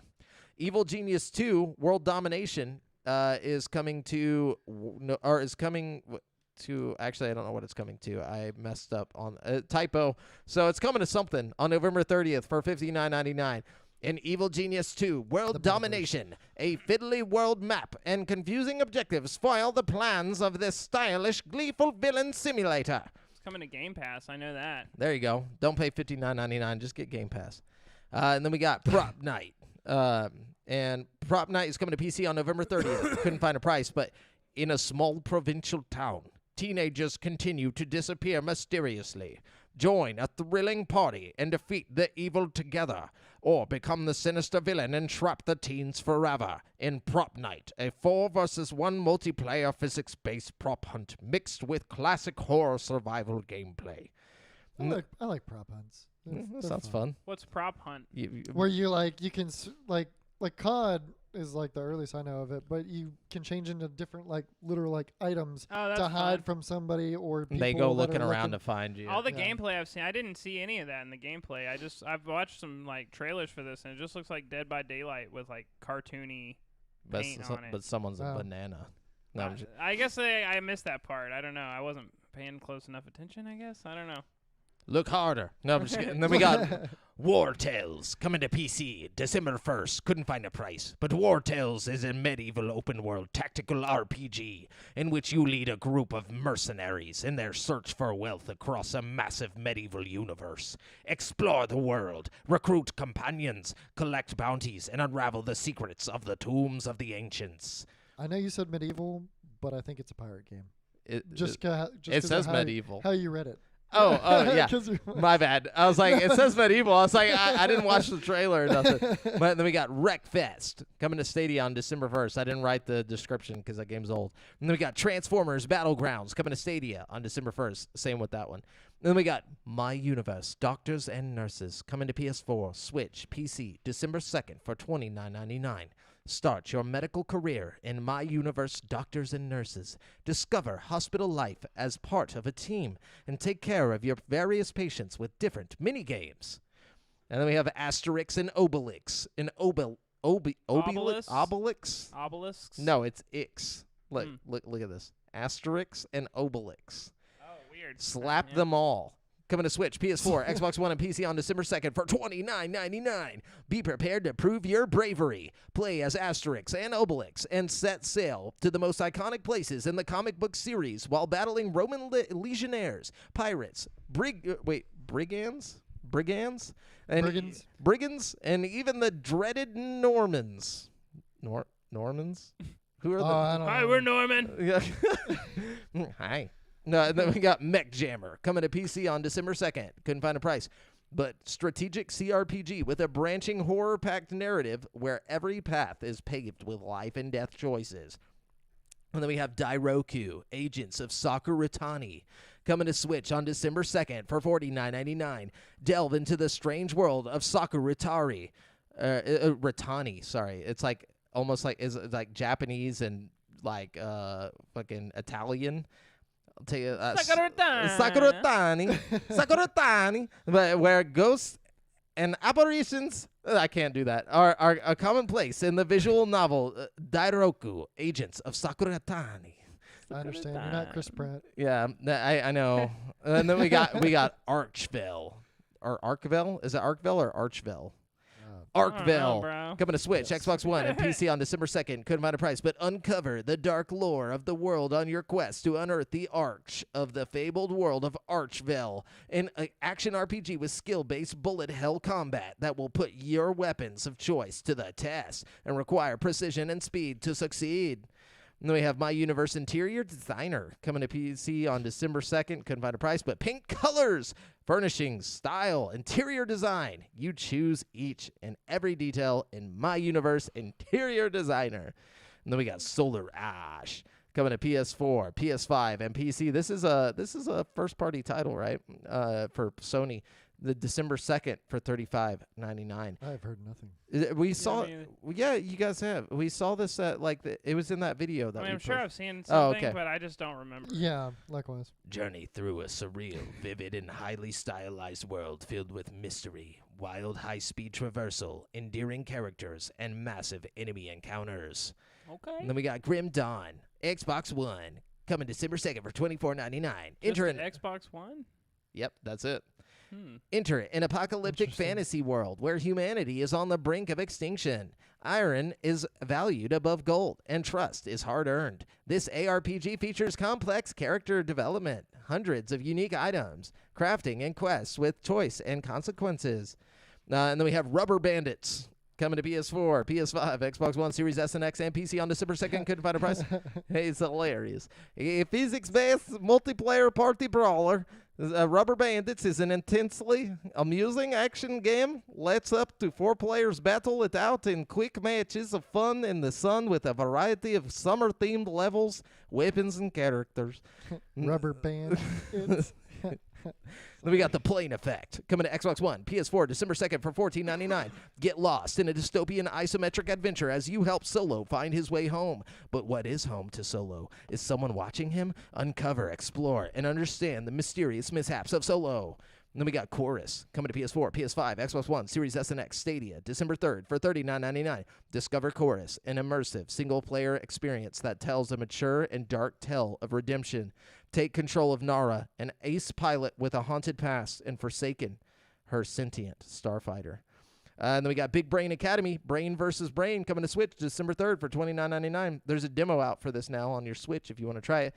But the third installment in Nintendo's brain training spinoff, Big Brain Academy, Brain versus Brain, features the ability to play together in a 4-player party mode.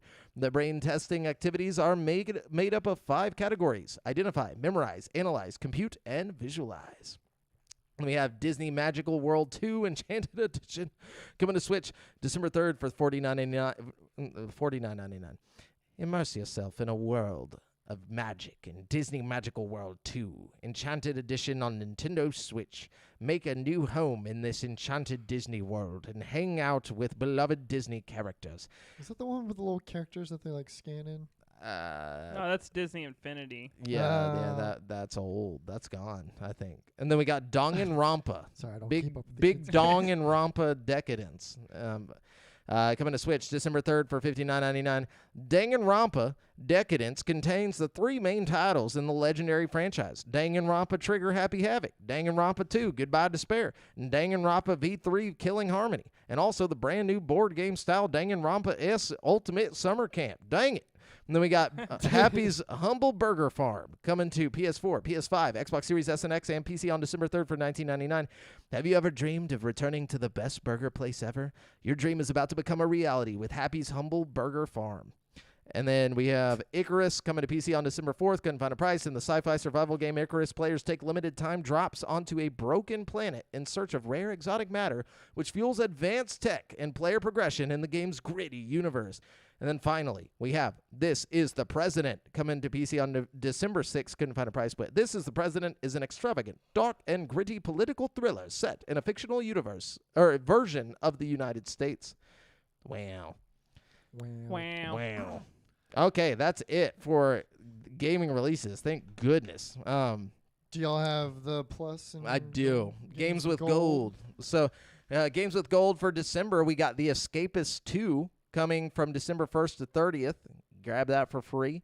And then Tropico 5 from December 16th through January 15th.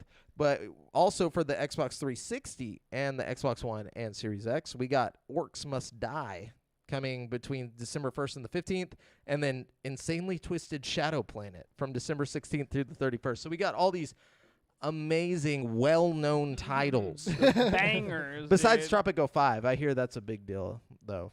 Yeah, PlayStation doesn't like to tell you their games. They just like Until to they like. drop. Yeah, they like to wait a few days. Like, Hype beast. We'll Yeah. tell you next week. yeah, Hype they'll let you beast. know right after it happens. Okay. Can I start off with what we played this week? Yeah, go ahead. We're Yes. going to Guess- jump into currently playing, but just so you guys know what Oh, we're sorry. doing. Sorry, But anyways, jump go ahead. ahead, Devin. I played fucking Deer Simulator. How was it? Did you live the deer? Did you become the deer? No, the only thing that it has to do with a deer is the fact that you are a model of a deer. That's where it ends because nothing else is anything like a deer. What is it? So It's like Gary's Mod type thing. it's like Goat Simulator and the fact that your goal is to cause mayhem, but then the more mayhem you can attach guns in place of your antlers, but then you can have like multiple guns all around your head. You're this deer. When he runs, he stands up and he moves his arms like this. What the hell? And it makes like a cartoon sound. I gotta play this. And it's just an over the top. Whoever made this was on a very hard acid trip or shroom trip. And you just destroy the city, and then you can go around. There's people in this little city that you're in that you can decide to go and beat up as a deer, which will get the animal cops called on you. Or you can go around and you can deerify these people to the point that you have a whole giant gang of antler people that are following you around, beating up everything that you attack. Oh, that's tight. To the point that you go and you start destroying the city, and the more you destroy, you get like these waves of different animal cops, starting with like a little sheep with a little policeman hat on, and Aw. then Oh, a literal animal cops. I thought you meant like animal cops. No. Like- These are cops that are animals, and then it goes into the next level is That's like awesome. a rabbit with a laser gun, Ah, and then yes. a polar bear that is half turtle with a police car on its back. I'm not gonna lie, I'm pretty much sold on this game. Like, that's all you It's on need to Game say. Pass. I'm playing it. Yeah. It's on Game Pass, and it's a whole 2 gigabytes. Damn. I really think like they should do a simulator game like what you're saying, but then have like David Attenborough do like narration over like whatever's happening like at all times, like just like AI generate his voice to like. Oh, you know. God. Dude, that's why that Man-Eater game was so fun, because they got who's Wasn't that? it like Samuel L. Jackson? or No, something? he's Chris Parnell, I think, did it, but he did a really good job, and he did like a fucking documentary style like voiceover through the whole game. Oh, that's awesome. It was really good. I need to play Maneater. I've been Yeah. wanting to play. But yeah, Deer Simulator is just the most ridiculous Deer. shit. Yeah. It's like 5 E's. Yeah. It's the most ridiculous shit I've ever played. And then I don't know if this is the final boss, but then they all join together to make a mecha animal police giant robot that is a corgi at the center. I don't know. That's what's up. That's awesome. It's on crack. And then I just played Battlefield, played a lot of Forza, and a little Blade and Sorcery because the dungeons is kind of fun. Cool. Nice. So. Got some actual story there, in that game now, huh? Or objective. Or objectives. Yeah, objective was the main thing. And then they're soon to add, the game's not even released yet, but when that game gets fully fleshed out, it's going to be really good, I think. What, Blade and Sorcery? Yeah, Blade. I mean, are they going to add like a campaign mode to it or something? Like, so they're starting with the dungeons. The dungeons was the biggest update that they've seen in like 2 years, year and a half, bro, 2 years. if it had like a story or something, it could be like, if you just take those physics and make like a medieval Boneworks out of it or something, Yes, like that would dude. be dope, Yes. dude. Well, that's what they plan to do eventually. The game's still in very early access, and from what I understand, it is a tiny studio working on it. Like no more than 20 people And working on this game. I hope the Boneworks guys are working on a new game. Like, I would love to see some kind of new physics-based project from them. Well, that's Valve, coming out. right? No. Was it not? No, they just made a point to make it look real Valve-y. Like, the game has It was that Half-Life extremely vibe, Valve, you know yeah. what I mean? But I forgot who made it, but I don't think it's Valve. Yeah, but the dungeons in Blade and Sorcery are pretty cool. There's a lot of different routes that it'll randomly generate for you to go through. You can set it to different lengths and different difficulties, and they're eventually going to implement like leveling and getting like armor and stuff like that. So it's going to be a fully fleshed out game eventually. It's just taking a Cool. long time because they're such a tiny studio. But the modding community is still having a fucking blast with it and doing all kinds of crazy shit. Nice. I played. I'm back in Warzone. I played a little bit of Halo. Some of that Fiesta, whatever the fuck. Oh, yeah, that's fun. I heard it's the better Tenrai than was like the Tenrai progression was kind of fucked. Yeah, I mean it's all fucked right now, like progression stuff. But the game's still Halo. It's still fun.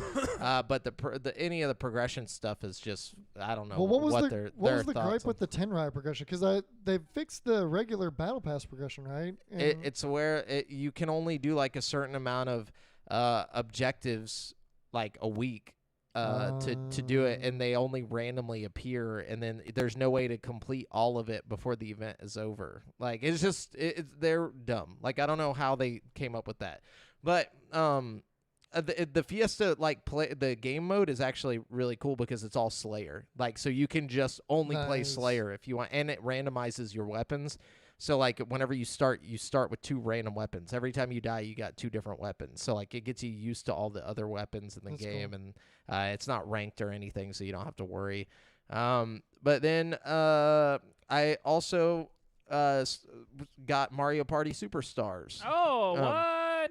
Yeah, which we need to stream. Dude, yeah, let's get on that. so done. It's so nostalgic. It hurts. Bro. Like it's so crazy. It's like they did it right. Like even the maps kind of look like the N64 way. Like I don't know, like They're the supposed textures. to, yeah. No. I mean, oh, like you mean like the but they're like up. They're rezzed up and everything. It looks like a modern day Switch game, but they made it somehow feel like the old games. You can also like play the old music on there if you want. Oh, dope. Oh, we gotta play that shit. What are you doing tomorrow, bro? Let's fucking link up and get on some fucking Mario You Party. can swing through. I'm about I to say, work till 5:30. I'd have to come over. I can't. I don't have a Switch. Yeah. No, I'd want to come over anyway. I don't. Yeah, wanna you don't play online. I'm not trying to sit there and play Mario Party on. Yeah, we got to just set up the camera, fucking get out the Alki, and then fucking play some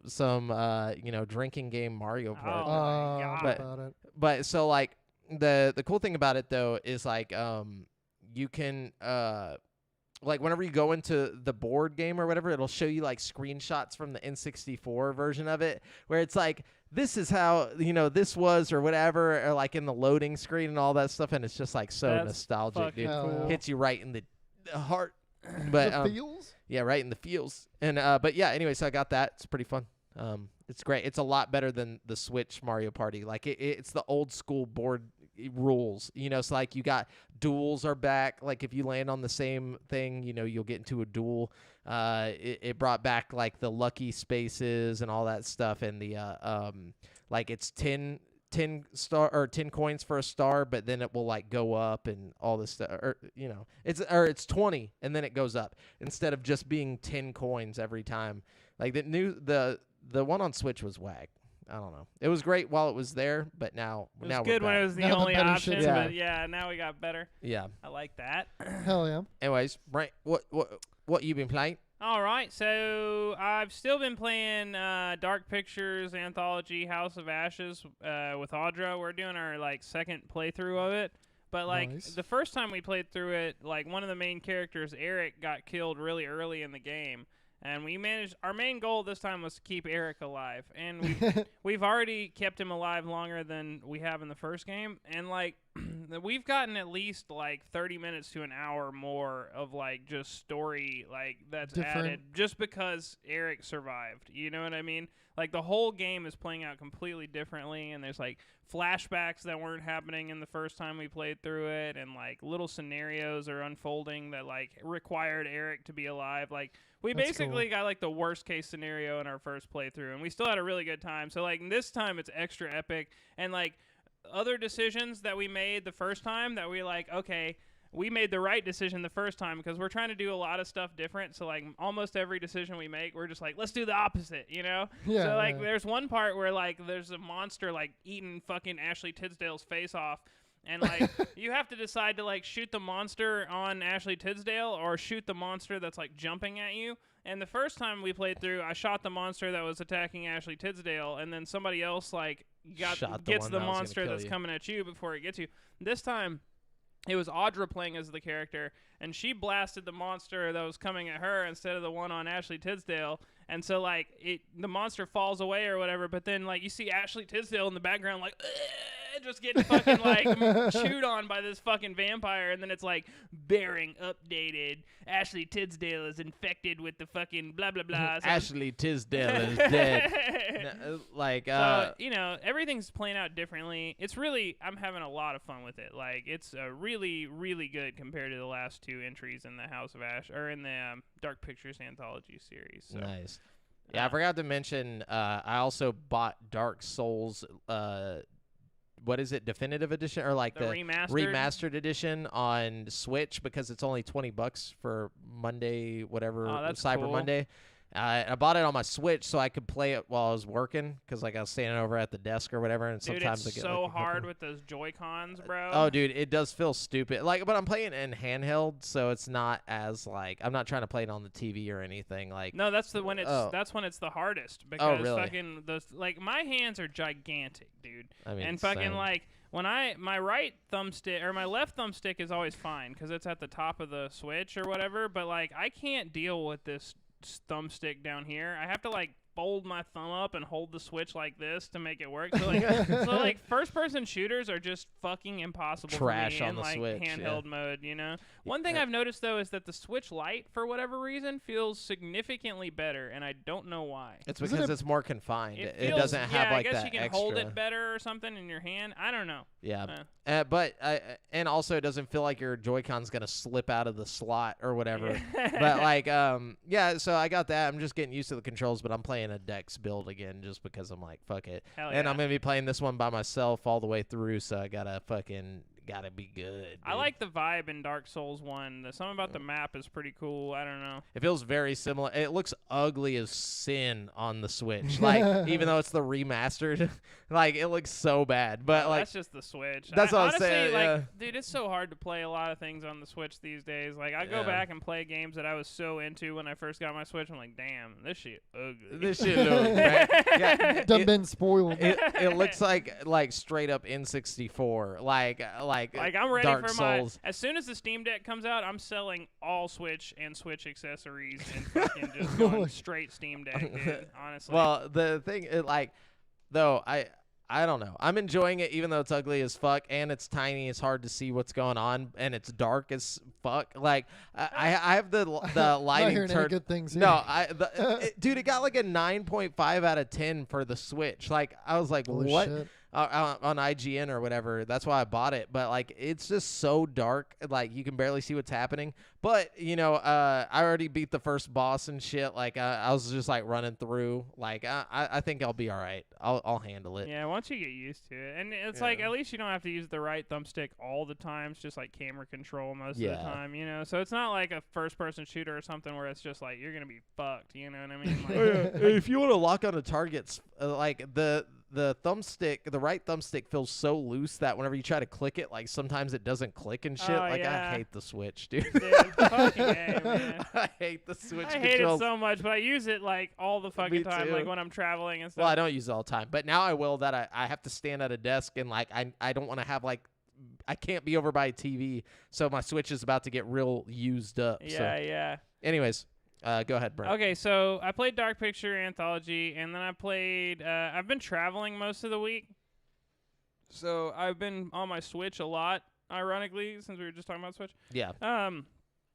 But I've been playing Children of Morta still. I can't get off of it. It's actually a really good game. Like Nice. it was one of those that I didn't expect much from, but it was so cheap on sale that I was Pleasantly like, fuck it. surprised. And everybody online was like, yo, if you like Hades, this is it. This is finally the game that's like kind of like Hades and good. And I got to agree. It's very similar. If you like Hades, then Children of Morta is the only game that I've found that scratches that same kind of itch. Like there are lots of games that do the same kind of thing, but none of them are like as Well put balanced. Together. Yeah, I guess so. I feel like Hades' main like thing that keeps it like good is that it's so balanced. Like you never like are so, like fuck this game. Even when you die over and over and over again, you know, you're like, oh man, I did so much better that time, and like, you know, it was like rewarding even though you're constantly losing. You know what I mean?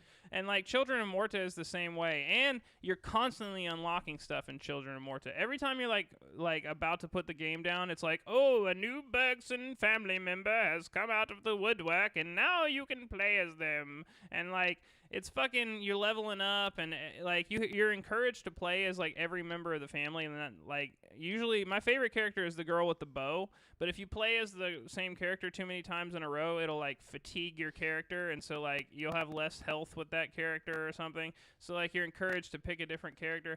But then also if you level up your character enough, like you'll get a bonus that affects the whole family. So, like, you're encouraged to go and, like, level up your characters so, like, every member of your family will have that bonus from that character. You know what I mean? And each character has their own, like, thing. There's, like, one that's got, like, a sword and a shield, and one that's got a bow, who's my favorite character, and then there's, like, one that's, like, a hand-to-hand combat, and then, like, a kid with daggers, and a little girl that shoots, like, fireballs. And there's two other characters that I haven't unlocked yet. Sound like some dangerous children. Dude, for real. It's it's a fun fucking game. It really is. The story's great. The voiceover is good. The art style is really good. And the gameplay, most importantly of all, is super duper fun. It's on Game Pass, so I highly, highly recommend anybody, you know, to check it out. Right. Yeah, so I've been playing that, and then I've been playing Grand Theft Auto San Andreas out of the Definitive Edition. I gotta say, I forgot how good of a game GTA San Andreas The story. is. Like, even with all the, like, bullshit, like, this definitely big technical problems with the game. You know what I mean? Yeah. Like the remaster is fucked up. Like there's just random tires sticking out of the road in places, and like the other day I drove up on this bridge and the bridge wasn't even there, but like I knew there was supposed to be a bridge there, so I literally just drove over air like, where this bridge should have been. You know what I mean? Just things like that, like textures not loading, and like, oh my god, there's times where fucking like the checkpoints, like you could have added a checkpoint here and there and made some of these impossible missions like way less fucking difficult. You know what I mean? Like there are times where I'll get killed and go all the way back to a mission that started like 20 minutes ago, and it's just so fucking frustrating. And I'll do it over and over again because it's impossible not to die, because I'll load back up with like a quarter of my health bar. You know what I mean? Yeah. Just little things that's like modern games have changed over time. You know what I mean? It's like they could have easily implemented some kind of thing. I've also noticed that like the reflections in the game are like ugly. No, it's not that they're ugly. It's just that like if you have it on a specific setting, like there's one called like planar reflections or something, and it's like what the game defaults you to. But if you have it on that setting, it just tanks your performance. You know, I'm on an RTX 2060. I shouldn't have any problems with this game, like performance-wise. And fucking here we are. Here we are. But if you change that one setting with the reflections, it freeze up. It definitely makes a big difference. Like you can play it like ultra. That's another problem. Is like every time I load up the game, it has me like with these weird settings, like high on everything, and like fucking a lot of the settings turned off, and it's like I have to, every time I boot the game up, I have to go into the settings and turn it all up to ultra, and then turn the screen reflections to fucking, it's a whole thing. Like but yeah, with all the bad shit out of the way about the game. Oh, and the character models are horrible. They're like, horrendous. They're so they're fucking just ugly as shit. Ugly, dude. Like it is just horrible.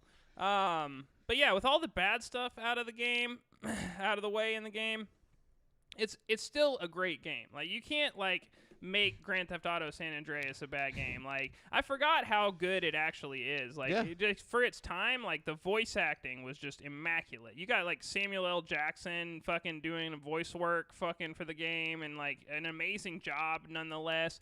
And like all the actors are great. You know what I mean? Especially for that time, because it's like the way they did everything was different back then. You know, you could tell they were just in a reading room, just like reading off a piece of paper. Oh, yeah. It wasn't like it was like a cartoon. Yeah, and you're right. The music was great. Like all the licensed music was excellent, and like but like more than that, there are things in Grand Theft Auto San Andreas that just do not ever appear in a Grand Theft Auto game again. After well, there's that. only 2 after, right? Yeah, but not only that, but like Rockstar's made other like. Red Dead Redemption is another great example. Yeah, like you don't have to eat. You don't have to like your body weight. Like you weight, can get jacked. You can get fat. You get super skinny. You also have like a sex appeal bar that like builds up, and like girl characters in the game, you can date them regarding like related to your sex appeal bar. You can also talk to like just random NPCs. Yeah, that's one thing they did add in Red Dead Redemption 2 that felt revolutionary in Red Dead Redemption 2 at the time. But it's like looking back, it's like you did that in San Andreas. Yeah. You know what I mean? And then didn't see it again for how many years? and then you don't see it again. And then when it finally comes in Red Dead 2, it's like, oh my god, that shit felt so cool. But it's like the whole recruiting gang members thing in San Andreas, which was like a big thing in Saints Row too. Yeah, as well. they totally stole that in Saints Row. It's like, and then the turf wars, like in San Andreas, there's like green parts of the map, blue parts of the map, and you got to like take over the ballers' territory. And then there's so many little things like your haircuts and like just places on. I was thinking it's actually way more complex than 5. Like way more, and like it's like an actual RPG. So 5 took it a step up from 4. Okay, like they did bring a lot of shit from the San Andreas activities back. and stuff that you can do in there 5. were things in 5 that were like brought back from San Andreas, but there wasn't anything like super fresh in 5 that wasn't in San Andreas, in my opinion. Like maybe a few things like tennis and stuff, but like but there's also a lot of stuff missing. Exactly. Like you can't just talk to NPCs in 5. Exactly. You can't just talk or like especially in bulk 4. up or that's the really crazy thing. Is like 4 came out like and is like just so dumbed down. 4 almost felt like Vice City again or something to me. It's like you have your story and the graphics are good, but other than that, there wasn't a lot to do. Just a big open in 4. world, with really bad driving physics. The fighting mechanics are pretty fun in 4. Dude, and that's another thing. In San Andreas, like you can, as you get more muscly and stuff, you can go to the gym and like get taught different fighting moves and stuff, and they upgrade your hand-to-hand combat and stuff. Oh like, yeah, the dragon. It was crazy how detailed it was. Like, it makes you wonder why they haven't done that again. Like, what's stopping them? Like, oh man, I don't know. Is it laziness? Is it like what? It's got to be focus into other things like scale and whatnot. Scale yeah, but I and mean, vehicles. you can do scale and have all those things because back then the scale that it was fucking huge. It was huge. It's like, still for a the big time. game. Yeah. Like it's like crazy because it like the way it blocks off the world and like opens the world up to you. It was such a revolutionary game. Like it's still a really good game. Like, okay, 3 and Vice City are just like almost unplayable because how dated they are. Yeah, there's nothing to do in them. There's like, nothing to do. Just play the missions. But San Andreas is still like a top tier 9 out of 10 quality fucking game. Like even with all the fucking shitty definitive edition bullshit that's come to light, like I would still give that game like a solid, like if it came out yesterday and it had like the graphics it did today, I would still say that's like a fucking solid like 8 out of 10 game. Yeah, it's an RPG. That's what it is. It's an actual RPG. Yeah. You know, like an action RPG. So it's weird. Like all the role playing stuff got taken out of Grand Theft Auto. They really watered it down. Like it's crazy. But I gotta say, the more I play San Andreas, like just normally, the more I'm like, dude, this is gonna be the sickest VR game. Yes. Oh, Like, yeah. dude, there's so much shit that's gonna right be now. tight in VR. Like, ooh, I can't wait. But yeah, I'm really hyped about that. And I've been playing that a lot. That's kind of my main thing I've been playing. But the last thing I've been playing is a VR game called Resist. Have you guys? I looked into it. Yeah. So it's pretty cool. My only complaint about Resist is that like the map is a little bare bones. Like there's not a lot going on. But small They developer, can't have small team. Well, and they also can't have a whole lot going on with the being on native Being on on Quest. the Quest, yeah. But I gotta say, for what it is, the graphics are great. The story is really great. Like the voice acting is like top tier, and like the story is engaging and fun. The mechanics look really fun. The mechanics are where the game shines. So it's basically like you're swinging around a city like Spider-Man with like grappling hooks, but you also have like jetpacks like Iron Man, but you can only use them in little bursts. You know what I mean? So you still have to swing. But you have your jetpacks like Iron Man, you have your swinging like Spider-Man, and then you have 2 pistols like fucking Deadpool. So it's like, imagine those 3 superheroes mashed into one character, and basically it's like Insomniac Spider-Man. Like you go around the city and you like go to markers and you like complete missions and you fight robots, and it's pretty cool. Like there's a lot of like side quests, like swing through the hoops, and like there's little side characters. But you only fight robots? Yeah. That's whack. Well, it's still fun. I mean, it's like, Horizon Zero Dawn, you only fight robots. Like, yeah, but it's like different though. When you're in VR and you've got this Spider-Man shit going on, you want to be able to like have some ragdoll physics there. You just beat the shit out of somebody. Don't get me wrong. In a perfect world, I would much rather have fought like some enemies on the ground also and stuff, but you can tell they're working with a small budget, because like I don't think character models was something they could pull off with the budget they had, because like even the story moments where like there's a part where you're like spying on the president or whatever and you're looking at him through a window, but all you can see is like the outline of him through the window. You know what I mean? But like he's it's like his silhouette or whatever. Are there like pedestrians on the street that are just like little characters? the pedestrians on the street are like faceless. Again, it's you Yeah. gotta like, we're lucky we even got pedestrians. Like the game is only $20, okay, and it's a really really good game. Yeah. Like if you look at it on a surface level, like and like okay, the RPG elements in the game are something you don't see in a Quest game very often, or really any VR game. Like it's got a detailed like skill tree. So like as you level up, you allocate your perk points, and you can make your gun stronger, or you can make your jetpack work better, or things like that. You know what I mean? I don't know. It's not like the best game ever made, but it's also like a really, really potential. solid VR game. And, like, and a pretty fresh idea. Yeah, yeah, totally. It's nice to have a game like the Spider-Man experience where you just can swing around, but it actually has a point. You know what I mean? It's not just some mindless bullshit. You know what I mean? Yeah. I don't know. I like it a lot, but, I wouldn't say like it's going to win any awards or anything. Nope. Anyways, that's all I've been playing. All right. Well, that's it for this week's releases. If you want to let us know what you... No, I'm just kidding. Currently Yeah. No, that's it for currently playing. But if you guys want to let us know what you've been playing, drop it in the chat, in the live stream chat, or drop it in the Facebook group at facebook.com/group/GameSpeakPodcast or at dsc.gg/GameSpeakPodcast, and we will talk with you there about all of it. This week's topic of the show is our year in gaming, 2021. So it's just kind of like a little conversation we're going to have here. A little free-form conversation about what we played this year and what really stood out to us this year. Like 2021 feels like it was also 2020. I don't know. Like I didn't. Whenever I was thinking about all the games I played this year, I was mixing it up. A lot of 2020 stuff came to mind for sure. Yeah. And I was like, oh, that was a year ago, or more than a. Yeah, it was a year ago. Well, some of the games I was thinking of, but. Anyway, so we're going to try and stick to just what we were playing this year and just talk about, like, what was great and what was not. I actually cooked up some fun questions for you guys if you want me to hit you with them in a little bit. Hit them. Oh, you want to do it now? Well, I don't care. It doesn't matter. Yeah, do it. Hit us with the questions. So, okay, my first question is, after a year, how do you feel about your Xbox Series X, Jamel? What do you think about a year in Series X? You've been using it pretty regularly, I assume. No, I have not.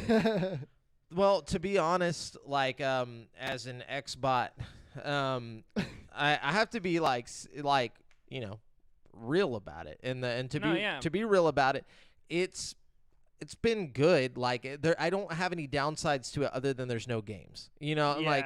And not a lot to do with it. Yeah, there's nothing to do. It's beautiful. Don't get me wrong. Like, it is beautiful. Like, every now and then I'll be like, okay, I'm going to switch over to my Series X just so I can see what this game looks like, not on my shitty PC.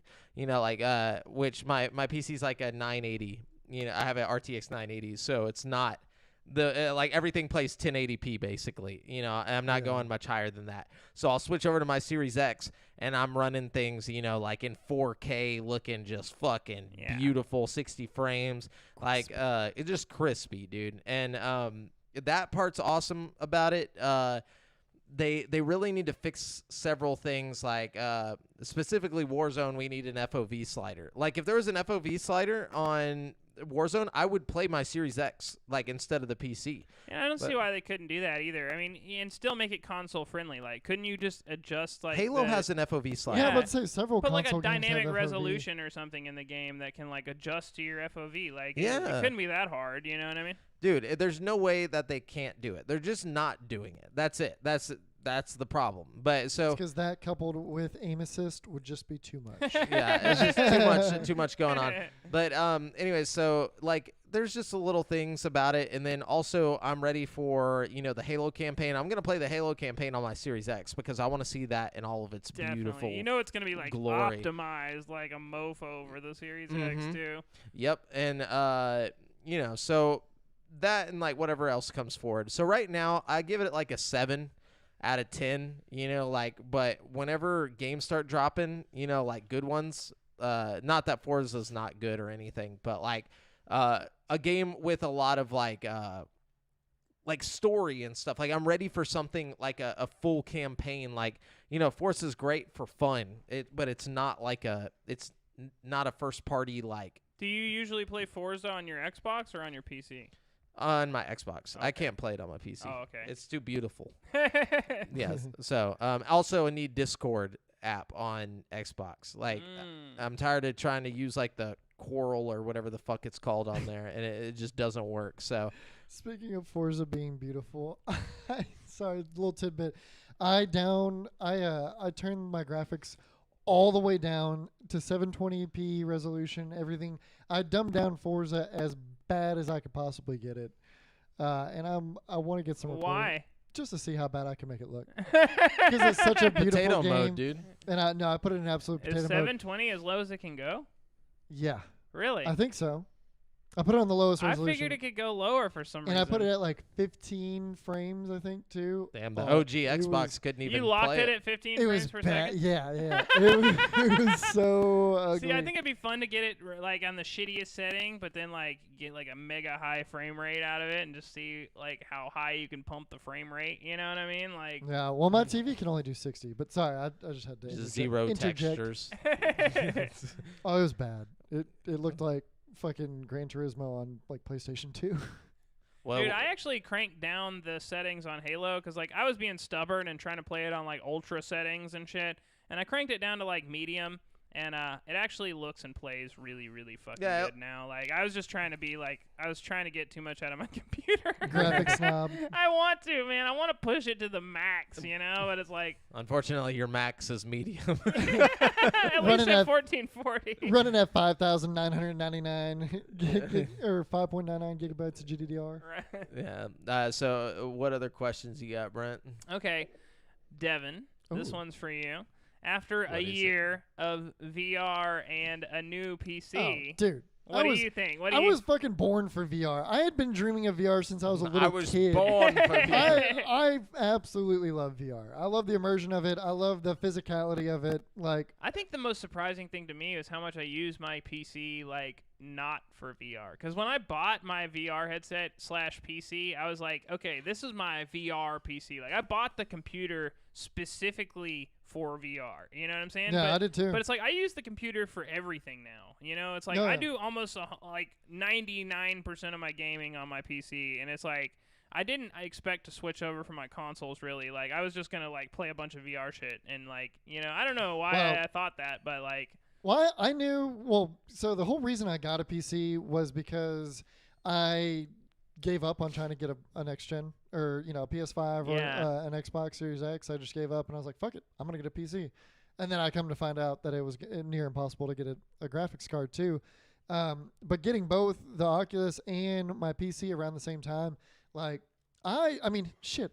Right before the show, I was playing Blade and Sorcery, running the dungeons. I play a lot of PC VR. yeah. I love to play new games. I love to mod the shit out of them, try new experiences and stuff. And I like the quality that the PC can pump out. Not that the Quest is bad in any sense, but I definitely play way more PC VR than I Yeah, do but Oculus. You get your Airlink working good, you know. See, that's the thing Yeah. for me. The reason I generally gravitate towards the native is because Wireless. I want that wireless. Yeah, you know? no, and the wireless with a good Airlink connection, the wireless PC VR is phenomenal. Oh yeah, for sure. Like it's great. But I would love would it. say this: I would rather go native wireless than A wired. chunky connect with with or the great choppy. graphics, because like the native experience on the Quest is really great. Yeah. But I do agree. I think I just don't have a big enough room to really justify because like when I was playing Alex and stuff, I would like bang into my bed and shit all the time. Damn.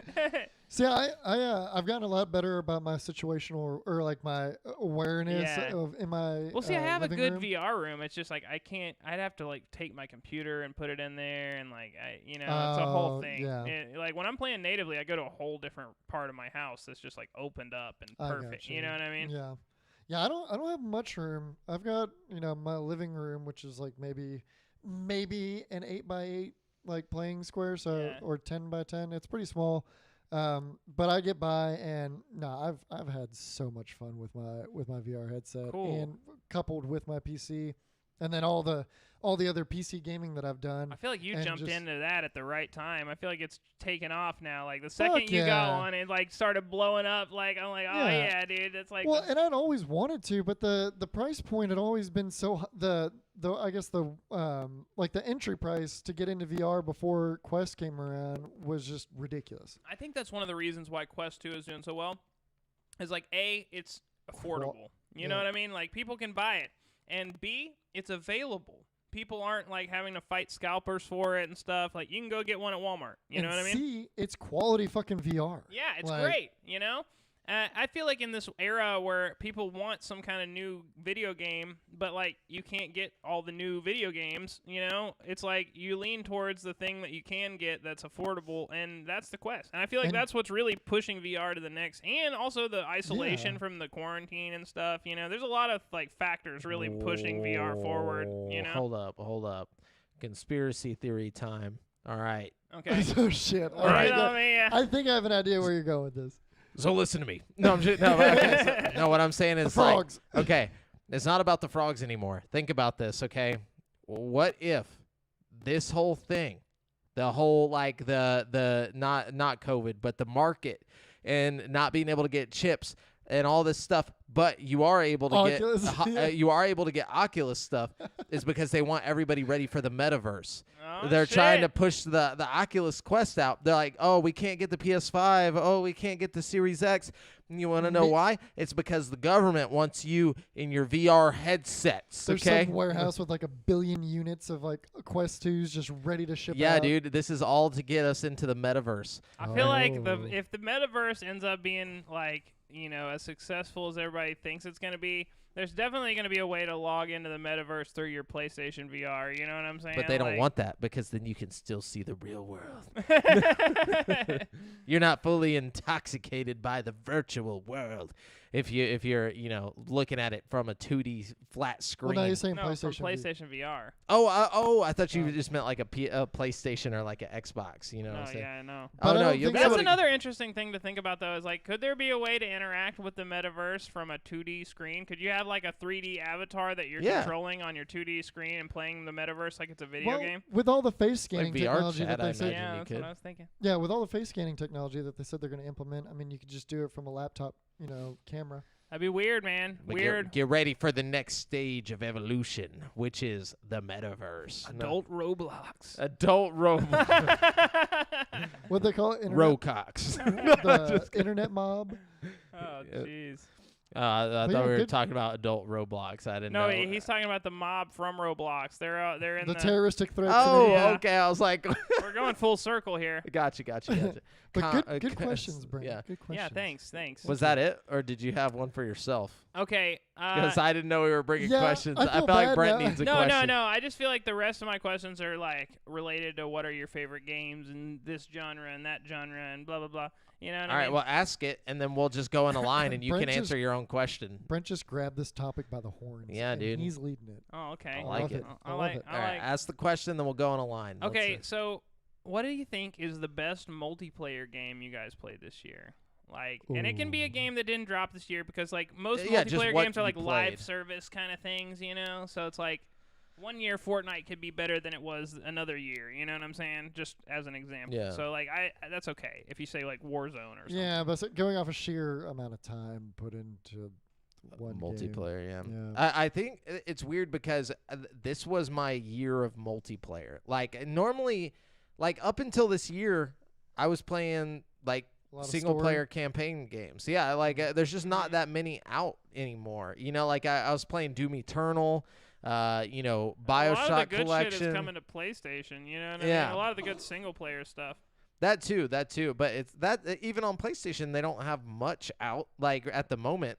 It's They like, got, like Ghost of Tsushima, and Yeah. Spider-Man, and Demon Souls, and like Ratchet and Clank. but Demon and, Souls is like, a remaster, and I would never play Ratchet and Clank. I'm just saying. I'm talking about, they like, have a lot of cool Bioshock single-player type shit. experiences. Like this, I mean, the whatchamadiddly is just like Bioshock, Deathloop. You know what I mean? Like, But that's on PC. I could play that. yeah. I'm just maybe not with a 980, but you know, definitely Not in feel a you. beautiful, but I could definitely play it. If I could play Warzone on a 980 in 1080p, I could play that. You might have to crank it down to Devon mode on the fucking Nah. on the like with the Forza, how you cranked it down. We're just gonna Yeah. coin that Devon mode. Yeah, Devon mode. I like that. I do be kind of special. But yeah, it's, for the multiplayer though, it's just been a lot this year. So I don't know. It's either Warzone. Yeah, I think I'll give it to Warzone. I mean, I spent the most time there, and I keep going back just to it. sheer vol. It was, it was a good game up until the hackers really started to get bad. It's about to it pick was- up again though. It was a quality multiplayer though. As much as people love shitting on battle royales, but it was fun. Get, I re- played- get ready for Played December it a fuck 8th. ton, but I gotta give credit where credit's due, and I put more hours into Warzone than any other multiplayer game this year by far. See, I think and it might just be recency bias, but I think I have to go with Forza Horizon 5. I mean, and that would be my You know what I mean? next one because I was also playing Forza 4 or Horizon 4 a good bit throughout the year Yeah, too. yeah. But I wasn't playing that game so much with other people versus See, I like the multiplayer facets of the game because, like, first of all, I feel like I earn more, like, in-game currency when I do multiplayer stuff. I don't know why. Like, I level up really fast or something. But also, like, I like the competition of, like, racing against real people and stuff. Like, you can't just, like, rewind and, you know. Yeah. Because I'm too tempted with that rewind button, man. You put me in the single-player mode, I'm like, oh. But yeah, no, I feel that. I think that was probably my favorite multiplayer. And I'm also not a big, like, multiplayer shooter guy, like, PvP kind of, you know, for the most part. Like, I'll play them, but I'm just not that good. And, like, generally speaking, I prefer other types of multiplayer games. I don't know. An honorable mention I have to give is not Portal, the Halo with portals. Shit, I can't. Oh yeah. Wow. Splitgate. Splitgate. Thank you, Jamel. I gotta say, Dark Pictures Anthology might be my favorite multiplayer game actually, because I've Couch co-op. It is couch co-op, and I've had so much fun playing that with my girlfriend. Like it's like, you know, I never get her into games, and like she'll randomly just be like, "Hey, can we play our game?" And I'm like, yes, dude, we can totally fucking play our game. Like, I don't know, it makes me so happy. Like when she's down, like trying to play it and shit, you know. So I think that again might be dreams. right. It might be like I'm so happy about playing a game with my girlfriend kind of thing. No, that's fucking awesome. But like, I really get a kick out of Dark Pictures. Whipped. No, I'm just kidding. People just like, what a loser. No, I think that's badass. I'm super jealous. Like. Yeah, that's like the best time is whenever you can just get your girlfriend to really be into like a couch co-op game. Dude, yeah, it's for fun. sure. Anyways. She's getting good at the button pushes too. Like she refuses to go to the easy difficulty, so she's like forcing herself to get good at the like button mashing thing and stuff. Like she's getting good at it. I'm seeing her like skills develop. Like next time we play Mario Party with Audra, she's gonna be a fucking problem, dude. I'm telling you. Yeah, so what's the next question, Brent? Oh, okay. So my next one is favorite single-player game. Okay. Just harmonize. Yeah, I think first player or single player it's tough because there is multiplayer aspects to it, but it's mainly single player. So I'm just gonna say Dark Souls 3 was probably because like there were parts that I played with multiplayer, but for the most part, like I made it a point to where I was like only on certain bosses. Like if I can't beat them after like 6 or 7 times, then I want you to join me and help me because I'm just not gonna sit here all fucking night. So, but to the bosses and like everything in between, and then like most of the bosses I beat on my own. Yeah, it counts. So I would say that would be single It definitely counts in my opinion. Yeah. You know, and that's what made me want to get Dark Souls for my Switch is because I was like thinking about games that I played this year, and I was like, damn, I love Dark Souls 3 a lot. And then I saw that was $20 on Switch. I was like, fuck yeah. Man, I went through the same thing with Dark Souls that I did with Hades. Like, I played Sekiro, and I, like, loved it. Like, I did fucking Hades. And I went through this phase where I was trying to find everything that was, like, Sekiro, just like I did with Hades. And, like, the only thing that, like, I don't know. The only thing I really like in that vein is, like, fucking that Jedi game, Star Wars Fallen Order. That game was so tight to me. Fucking. Oh, yeah. It's great. That's great, too. Man, I don't know. Like it's a whole different world of games. Like playing those types of games. I don't know why it just feels different. Jamel, you'd like Mortal Shell, dude. It's on Game Pass now. It's if you like the Dark Souls games, it's got that same vibe and everything, like the same kind of world. Like Mortal Shell, that creepy. Is it like an indie game or what? I'd say it's like a step above indie and a mid-tier. step below like triple AA. Yeah, it's like double A. It's really good. It's got like really good graphics and like I don't know. I'd say it's a good game. Definitely worth looking into. Hell yeah, man. Yeah, I'll check that out. Yeah. So what about you, Devin? Best? Well, single player. I'm gonna have to give it to Deer Simulator. I feel now. The campaign is just. I was thinking beyond. back and like I have asked a lot of single player games this year. Like all the ones that I did play, which it's few. I was a multiplayer. I'm always a multiplayer heavy guy. But the couple single player ones that I did play, I didn't finish, which I'm ADD as fuck. No, yeah, that's my real, problem. yeah. I'll get into a story game and then I'll be like, oh, all my friends are playing multiplayer. I'm gonna go hop on this, and then I'll just completely forget. But my favorite single player experience of this year was for sure my time with Resident Evil 4. in VR. Oh, good call. I think Resident Evil 8 is probably my favorite single-player experience this year. Yeah, I think I kind of have to switch mine back over to Resident Evil 8 because I forgot that was this year. Yeah, Resident Evil 8 with you. It was a very good game. It's my single player. But So- I will say 4 is up there. Like 4 VR, like because that was my next thing is what's your favorite VR game from this year? And I think 4 definitely takes the VR cake this year. Like I can't think of a single other VR game that was like a must buy that came out this year. Except I think Lone Echo 2 was probably really good because the first Lone Echo is like one of the best games I've ever played. But I didn't get a chance to play Lone Echo 2, so you know. I know my answer for VR. What is it? Motherfucking Blade and Sorcery. Ah. I love that. I just love the sandbox and the creativeness with the mods and everything. Like, I love that they've got a native Quest port to it now. I think a lot of people who only have access to a Quest are finally getting their hands on it. And it seems like the Quest port, like with obviously the graphics are a little downgraded, but it looks like you got the fun of it is still intact. You know, like the physics, combat, and everything is still there. So like the I guess the framework of the game is still there, which I think that's like the biggest part of it is the framework of that game is so good that they just need a bigger team and everything, and that will be a phenomenal game once it gets finished. They said there's one level that got left out of the Quest version. I think that's the only real difference between the Quest version and the normal PC version now. Well, is that there's like one of the bigger levels in PC. Well, from what I understood, the Quest version was only like the dungeon crawl of it. It wasn't like the I think sandboxy. no, it's got the arena thing too. Like, Does it? Like the basic, you know, you can get waves to attack you and stuff. Yeah. You know? I'm thought pretty it was, sure, anyways. I was looking at it the other day to see if I could just download it since I owned Blade and Sorcery through the Oculus store. And it won't let you? No. Really? Yeah. So I think it's its own. I think it's a standalone. I think it's just the dungeon crawling of it. From what I understand, and this is just because I watched one of those like Beardo Benjo videos or something, but I'm pretty sure that it's almost the same experience with just a few things stripped away from the PC version. Like I could be wrong though. We'll have to. I'll have to check it out. Regardless, I wouldn't have had anywhere near as much fun if I didn't have all the crazy ass mods that you can put in that game. That's what's really made it is. I've done shit like I've held weapons from different video games and shows in that game that I never thought I would like hold. It's basically like holding it in real life. Yeah.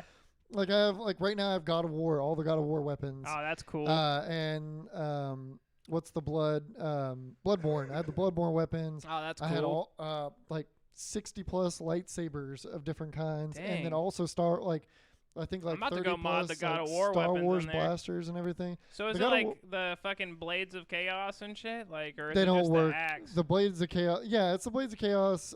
It's the lion punch thing. Oh, cool. It's the frost axe. The frost axe works like it does in the game. That's but you cool. don't have like the chains with the Blades of Chaos, unfortunately. But you can still whack people with them and stuff, I guess. Yeah, you can still chop people up and whatnot. Oh, cool. Yeah. But yeah, it's just it's great. And Naruto weapons, Bleach. I have the Bleach swords in there.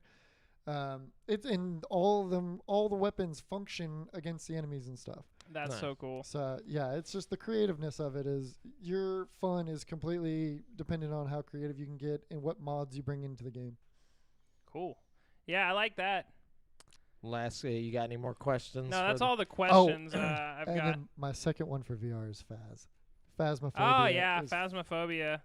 That's a good time right there. I think if I had to pick a second one for VR, man, I don't know. I haven't had a lot of like earth-shattering VR experiences this year.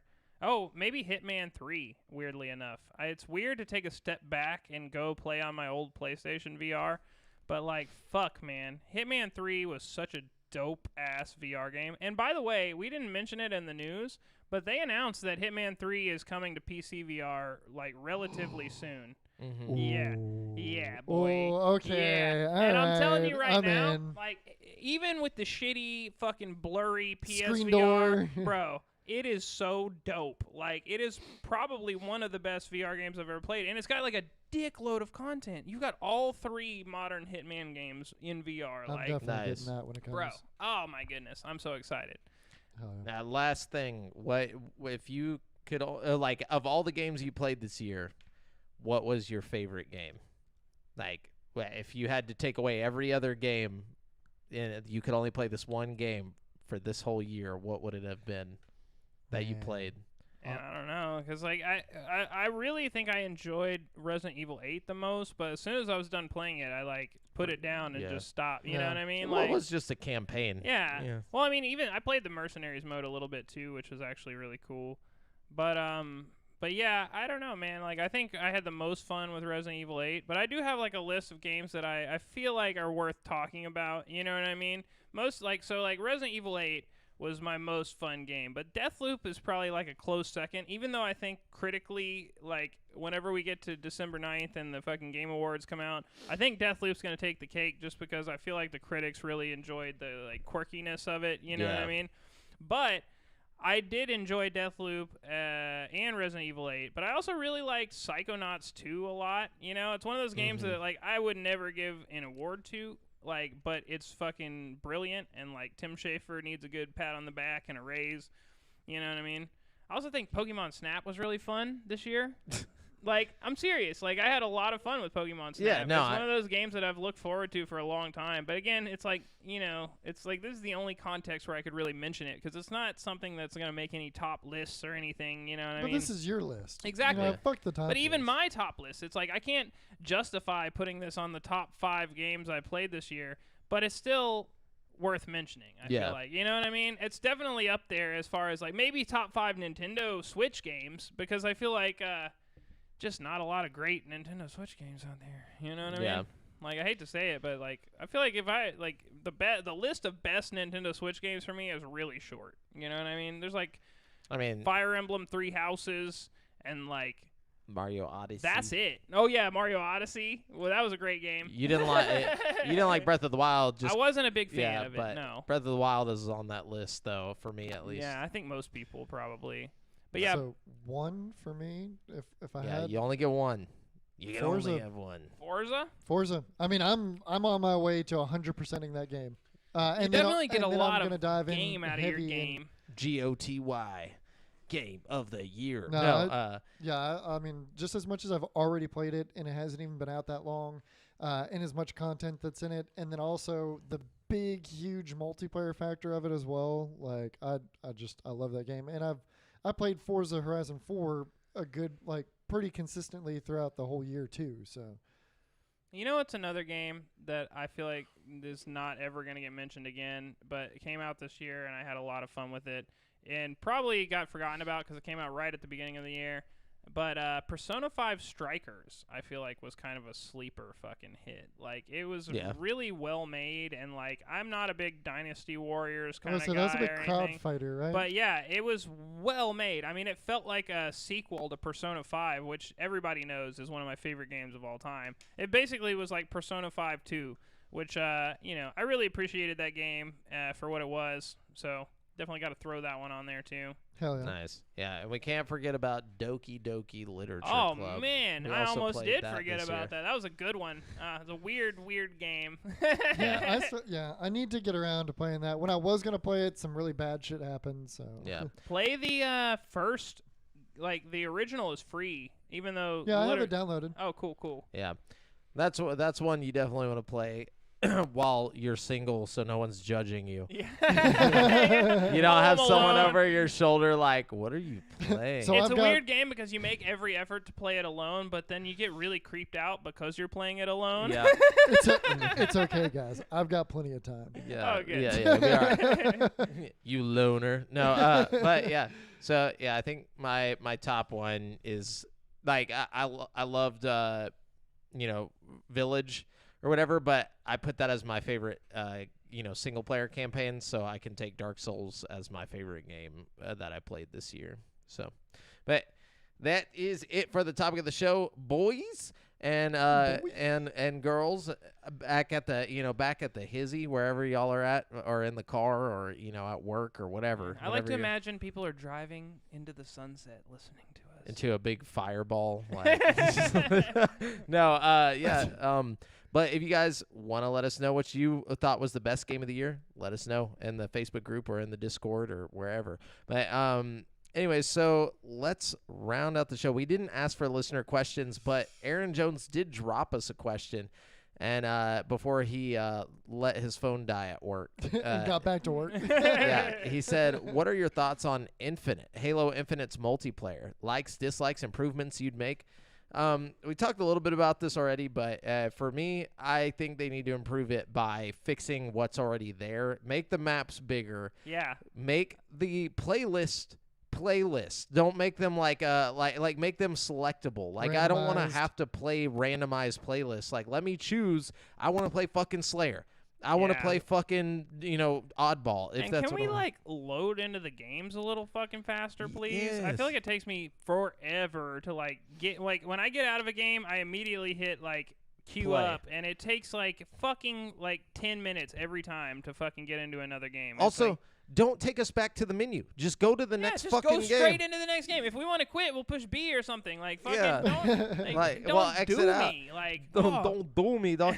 Also, take vehicles out of the smaller maps. Yes. Add Make bigger maps and for put the the vehicles there. Yes, Yeah. Also, thank you. don't randomize vehicle locations. Yes. Like what is the point of that? Well, they'll like randomize like, oh, this team will just get a fucking tank. All the vehicles. Yeah, if they get all the vehicles. Like no, put the tanks exactly the where they're middle. supposed to go.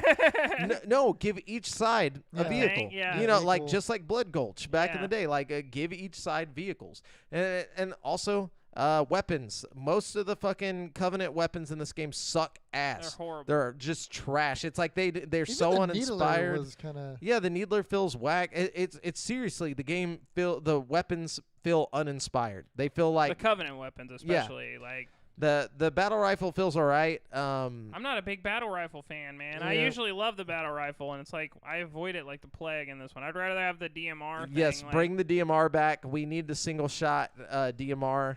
And then Other than that, the core mechanics Core do mechanics feel are like alright. OG Halo. Yeah, it Yeah. does Like, feel it Halo-y was a good for nod to like old school. I'm Halo. glad they Yeah. didn't just go straight Call of Duty with it and like just turn it fucking, into Call of Duty. Yeah, But- I mean, there are some things that are kind of Call of Duty-ish. but it still with feels the like s- it's still with got the that sprinting and floaty like sliding. Halo feeling and like the punching. Oh, I don't like that when you have the skull or the flag, it's not a one-punch kill anymore. yeah, That they shit- made that too. That shit pisses me off. It's I'm like trying you're to- already so like vulnerable. Yeah. So they make you so fucking slow when you pick up the flag or the Dude. skull. The odd, yeah. Like, why do they make that the case? It's like just let me run my normal speed. Yeah, You know, I'm like still gonna get fucking wrecked. Like, yeah, like give me allow one shot hits with Give the me a melee. fucking chance here. Yeah. So stupid. But yeah, other than that, it's good. You know, like I know there was a lot of down talk, but it's the beta. Fix it. That's the whole point of this. I you am know? having fun with it. Like Yeah. every time I do get in a match and I'm playing the match, like I'm having fun. But like it's the Yeah. waiting between matches that really gets to me, honestly. Yeah. I've played very little, but what little I did play, I enjoyed, even though I got my ass absolutely kicked. Halo's just hadn't I'm been just one of not my very things good for at a it. while. Like I'm with you on that. I've yeah. been far removed from. I've been removed from Halo since Reach. I played a smidge of 4, and I was like, nah. 4 was great. I haven't played much Halo since like Halo 3, honestly. Yeah. Like Halo 3 was my shit. I played like all the Halo games, but like I wasn't like I was into it around Yeah. 3 and before 3. You know what I mean? But yeah, So- fix all that. Add SWAT back into the playlist. Like, why is SWAT not there? You know, give us ranked duos. You know, like they have solos and duos, but then they put you in a quad.